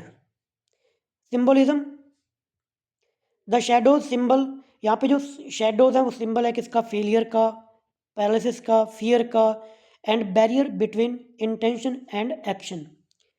It represents spiritual emptiness, और ये चीज़ें रिप्रेजेंट करती हैं स्पिरिचुअल एम्प्टीनेस को। 4 नंबर की जो लिटरेरी डिवाइस यहाँ पे यूज हुई है, juxtaposition, pairing two opposite stage, देखिए ग्रुप बनाए जाते हैं दो अपोजिट चीज़ों के, उन्हें कहते हैं जक्षा पोजिशन। जैसे कि conception versus creation, emotions versus response, desire versus fulfilment, essence versus descent, shows the gap between beginning and the end, ये दिखाने के लिए जक्षा पोजिशन। 5th लिटरेरी डिवाइस यहाँ पे यूज हुई है फ्रेगमेंटेशंस, यानी कि टुकड़े, अंश। For thine is the kingdom is an incomplete prayer, shows inability to complete spiritual action. Irony है यहाँ पर, लाइफ इज़ वेरी लॉन्ग, कि ज़िंदगी बहुत लंबी है, तो एक व्यंग किया है। Is ironic because they can not truly live, they are spiritually dead, क्योंकि जिंदगी लंबी है तो आप लोग जी नहीं सकते, तो एक आयरनी है। पैरालिज्म यहाँ पर है, similar sentence structure create the rhythm and highlighting their helpless cycle, तो लाइनें जब पढ़ रहे थे ना, तो एक सेम सा स्ट्रक्चर होने के कारण एक रिदम सी बन रही थी, उसे हम कहते हैं पैरालिज्म। अब हमारी पोएम की आखिरी पार्ट आ चुका है, आखिरी कुछ लाइनें। For thine is, life is, for thine is the, ये लाइनें लिखी ऐसे गई हैं, ये कंप्लीट नहीं है, यहाँ पर फिर से फ्रेगमेंट यूज़ किए हैं। फॉर दाइन इज, आगे कुछ लिखा ही नहीं, लाइफ इज, आगे कुछ लिखा ही नहीं, फॉर दाइन इज द, ये भी इनकम्प्लीट है। इन लाइनों को इनकम्प्लीट छोड़ा है ये दिखाने के लिए कि भाई कोई चीज़ें पूर्ण होती नहीं, एम्प्टीनेस है ना, वही तो पंगा है इसके अंदर, हॉलो मैन का। और लास्ट की लाइनें जो मैंने आपको टेलीग्राम पर भी सेंड की थी, मोस्ट इंपॉर्टेंट लाइनें हैं इस पोइम की। This is the way the word ends, this is the way the word ends, this is the way the word ends, 3 बार ये लाइन रिपीट हुई है। पूछा जा सकता है कितनी बार, 3 बार, कि इस तरीके से दुनिया का अंत होगा, इस तरीके से दुनिया का अंत होगा, इस तरीके से दुनिया का अंत होगा। और last line, not with a bang but a whimper, यानी कि इस दुनिया का अंत एक झटके से नहीं होगा, ऐसे नहीं कि एकदम से कोई ब्लास्ट हो जाएगा दुनिया खत्म हो जाएगी, बल्कि इस दुनिया का अंत होगा बिम्पर के साथ में, यानी कि धीरे धीरे जो पतन होगा वो धीरे धीरे होगा। लाइनों को थोड़ा और समझते हैं। In the final line the poem the hollow man try to speak or pray but their word come out broken and incomplete. Last की लाइनों के अंदर हॉलो मैन के जो वर्ड हैं वो कुछ बोलने की कोशिश करता है, कुछ प्रे करने की कोशिश करता है, बट उनके जो वर्ड्स हैं, शब्द जो हैं, कम आउट ब्रोकन, वो कुछ टुकड़ों में टूटे हुए आते हैं और जो कि इनकम्प्लीट हैं। This shows there spiritual weakness, ये दिखाता है कि हॉलो मैन के अंदर स्पिरिचुअलिटी की कमी है। फाइनली अंत के अंदर Eliot says the word will end quietly and helplessly. Last के टीएस इलियट ये कहते हैं कि संसार का अंत क्वाइटली और हेल्पलेसली होगा, not with a bang but a whimper. The ending reflect the emptiness, failure and hopelessness of modern humanity. देखिए जो इसकी एंडिंग है वो दिखाती है, रिफ्लेक्ट करती है एम्प्टीनेस, खालीपन, failure and hopelessness of modern humanity. Modern age के इंसानों की ह्यूमैनिटी कैसी है? होपलेसनेस है, फेलियर है और एम्प्टीनेस है। अब यहाँ पर यूज़ हुआ है फ्रेगमेंटेशन, टुकड़े, जैसे for thine is life is for thine is the are left incomplete to show the broken condition of the hollow man. साथ में ये भी बता रहा हूँ कि भाई ये फ्रेगमेंटेशन क्यों यूज़ किए हैं, होलो मैन की टूटी हुई कंडीशन दिखाने के लिए। रिपीटेशन यहाँ पे यूज हुआ, this is the way the word and 3 time. कितने टाइम? 3 टाइम। मैं जब पोइम पढ़ा रहा था उनको, सेकंड ग्रेड वालों को, the night of the scorpion Nissim की, तो मैंने वीडियो के अंदर ये बात बोली कि भाई ये नोट कर लेना कि दे सैड कितनी बार रिपीट हुआ है, क्योंकि ये क्वेश्चन पूछा हुआ है किसी एग्ज़ाम के अंदर। और वही line GL coaching centre Suratgarh के अंदर सर ने टेस्ट शेड्यूल के अंदर पूछ ली, और बहुत से लोगों का क्वेश्चन गलत हुआ, 80-90% लोगों का। मतलब सुनना ही नहीं है, हमें लगता है किसी ने बोला है, क्यों बोला है, कैसे बोला होगा। तो मैं ये बोल रहा हूँ ना कि 3 टाइम यूज़ हुई है, इसको नोट कर लेना। एक तो लास्ट की लाइन है, क्योंकि एग्जामिनर को ये सोच वो देखना चाहता है कि भाई किसी बंदे ने स्टार्टिंग और एंडिंग पढ़ी है कि नहीं पढ़ी है। Use to create rhythm and emphasize the weak end of the word. ये दिखाने के लिए कि संसार का जो एंड है ना वो बहुत ही कमज़ोर तरीके से होगा, ऐसे नहीं कि एक ब्लास्ट के साथ में हो जाएगा, बम के साथ में। और एक आपको यहाँ पर मैं विकीपीडिया पर आर्टिकल पढ़ रहा था कि जब टीएस इलियट से बाद में पूछा गया कि क्या आप इन लाइनों को बाद में यूज़ करना चाहोगे, the word with the end वाली लाइनों को बम के साथ में, तो उन्होंने मना कर दिया। उन्होंने कहा कि जब मैंने ये लाइनें लिखी थी ना, तब शायद लोग इन लाइनों को जैसे मैं लिखना चाहता था वैसे जोड़ा होगा, बट अगर मैं उन लाइनों को आज रिपीट करता हूँ तो बम जो वर्ड यूज़ किया है ना, तो लोग इसे जो हाइड्रोजन बम होता है ना उससे जोड़ लेंगे, क्योंकि उसके बाद में ये बने थे ना हाइड्रोजन बम, परमाणु बम। तो कहते हैं अब मैं उन लाइनों को यूज़ नहीं करना चाहूँगा। तो रियल इंसिडेंट वहाँ पे लिखा हुआ था विकीपीडिया पर मैं हर एक लाइन को पढ़ता हूँ कि कोई लाइन बाद में क्या बोली, क्यों बोली गई, ताकि यार कोई चीज़ की कमी रहे ना। तो अब आप भी एक कमी मत छोड़ना कि नीचे जाके वीडियो को लाइक कर देना। खैर चलिए आगे बढ़ते हैं। आयरनी है यहाँ पर, the word end not with the bang but a whimper, ये दिखाने के लिए कि अब जो ऊपर जितनी बातें हैं ना, एक आयरनी है। देखने में लगता है कि संसार एकदम से खत्म हो जाएगा, बट ये दिखाने के लिए कि दुनिया ऐसे खत्म नहीं होगी। Irony, something is big at the end of the word happen quietly and pathetically. ये व्यंग है कि ये चीज़ एकदम से होनी चाहिए, जिस प्रकार से मानवता का पतन हो रहा है, बट ये धीरे धीरे धीरे तिल तिल करके मरेगा ये संसार, ये दिखाने के लिए एक प्रकार का व्यंग है, कटाश है। Allusion for thine is the, ये रेफर करता है द लॉर्ड्स प्रेयर को, बाइबल की प्रार्थना को। This is the way echoes the structure of the children rhyme, here we go round the mulberry bush. ये भी एक प्रकार की थोड़ा सा इको पड़ती है, मतलब बहम सा होता है कि शायद उसी प्रकार की लाइनें हैं। This is the way the word will and, this is the way the word will and, जैसे हम उसी नर्सरी की राइम को रिपीट कर रहे हैं।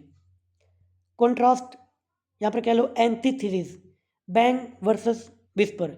एक तरफ बैंग होता है एकदम से ब्लास्ट होना, एक होता है बिम्पर यानी कि बिल्कुल नॉर्मल होना, स्लो होना। तो ये कॉन्ट्रास्ट है ड्रामेटिक एंडिंग का। ड्रामेटिक एंडिंग होती है एकदम से ब्लास्ट हो जाना कि ब्राम करके with a weak soft ending, और एक होती है वीक और सॉफ्ट एंडिंग जिसे हम बिम्पर कहते हैं। तो यहाँ पर दो चीज़ें कॉन्ट्रास्ट में है, इसे कॉन्ट्रास्ट कहेंगे, यहाँ पर कहेंगे एंटीथेसिस। सिंबोलिज्म, बिम्पर, यहाँ पर जो बिम्पर है ये वीकनेस को, स्पिरिचुअल एम्प्टीनेस को और क्वाइट कोलैप्स को रिप्रेजेंट करता है और बैंग यहाँ पर रिप्रेजेंट करता है पावर को, यहाँ पर कह लो डिकेसिव एक्शन को, which the hollow man lack, जो हॉलो मैन के अंदर तो है ही नहीं, क्योंकि हॉलो मैन के अंदर तो इतनी पावर ही नहीं है कुछ कर पाए। अगर वो कुछ कर ही सकता तो फिर तो ये पोइम लिखने की जरूरत ही ना पड़ती, क्योंकि हॉलो मैन खोखला व्यक्ति है, उसके अंदर कुछ भी नहीं है भाई, कुछ भी। चलिए अब अपना एंडिंग आ चुकी है, बट एंडिंग से पहले मेरे बारे में यहाँ पर इंफॉर्मेशन लिखी हुई है, शॉर्ट के अंदर कम टाइम में बताता हूँ। ये कुछ एग्जाम्स यहाँ पर बताए गए हैं, कोई शो ऑफ के लिए नहीं, जस्ट इन्फॉर्मेशन के लिए, ताकि जो बंदा मेरी वीडियो को देखे उसको थोड़ा सा बिलीव हो कि हाँ, जिस बंदे ने इतने एग्ज़ाम क्लियर कर रखे हैं ना, तो ये कंटेंट जो प्रोवाइड करवा रहा है वो मेरे लिए कितना फ्रूटफुल हो सकता है। ठीक है, आपकी कोई भी इंक्वायरी है, ये मेरा यूट्यूब चैनल और टेलीग्राम आईडी दे दी मैंने यहाँ पर, लिटरेचर वर्ड बाय ब्राड। चलिए अब लास्ट का वर्ड हमारा रह गया, लास्ट एक point, anti climax. Last literary device है हमारी पोएम की, anti climax. The final line is intentionally disappointing instead of something grand, the word and quietly. क्योंकि यहाँ पर जिस प्रकार से ये पूरी पोएम चल रही थी, एंडिंग सोचने में ऐसा लगता है कि एंडिंग होनी चाहिए थी कि ये संसार ना एकदम से ब्लास्ट से फट जाएगा, जिस प्रकार की कंडीशन हॉलो मैन की है, बट इस प्रकार की ना होकर एंटी क्लाइमैक्स है। This reflect the poems theme of failure and hopelessness, ताकि जो इस पोइम का थीम था होपलेसनेस, यहाँ पर कह लो फेलियर, उसको बनाए रखने के लिए, कि खोखले व्यक्ति के अंदर इतनी भी पावर नहीं है कि वो कुछ एकदम से कोई नाटकीय एंडिंग कर सके, एक मतलब ब्लास्ट के साथ में कोई एंडिंग कर सके इस संसार की, क्योंकि वो खोखला है। चलिए, तो ये थी हमारी poem the hollow man, T S Eliot. जितनी पोइमें मैंने पढ़ाई टीएस इलियट की, पिछली जो पढ़ी, जितना पढ़ा, ये थोड़ी सी पोइम मेरे को आई थिंक अंडरस्टैंडिंग में इजी लगी, या फिर ये कह लो कि जैसे टाइम बीतता है बंदा और पढ़ता है, तो स्टडी के साथ में, टाइम के साथ में हमारी एक अंडरस्टैंडिंग बन जाती है। आप भी बार बार वीडियोज़ को व्यूज़ करोगे, देखोगे, आपको लगता है कि व्यूज़ के चक्कर में, नहीं, ऐसा नहीं है। मैं खुद बहुत सारी वीडियोज़ को बार बार देखता हूँ, जब तक समझना है तब तक देखता हूँ। खैर, मुलाकात होगी नेक्स्ट वीडियो के अंदर। उम्मीद करता हूँ कि आप एक प्यारा सा कमेंट करेंगे। Bye bye, thank you, take care.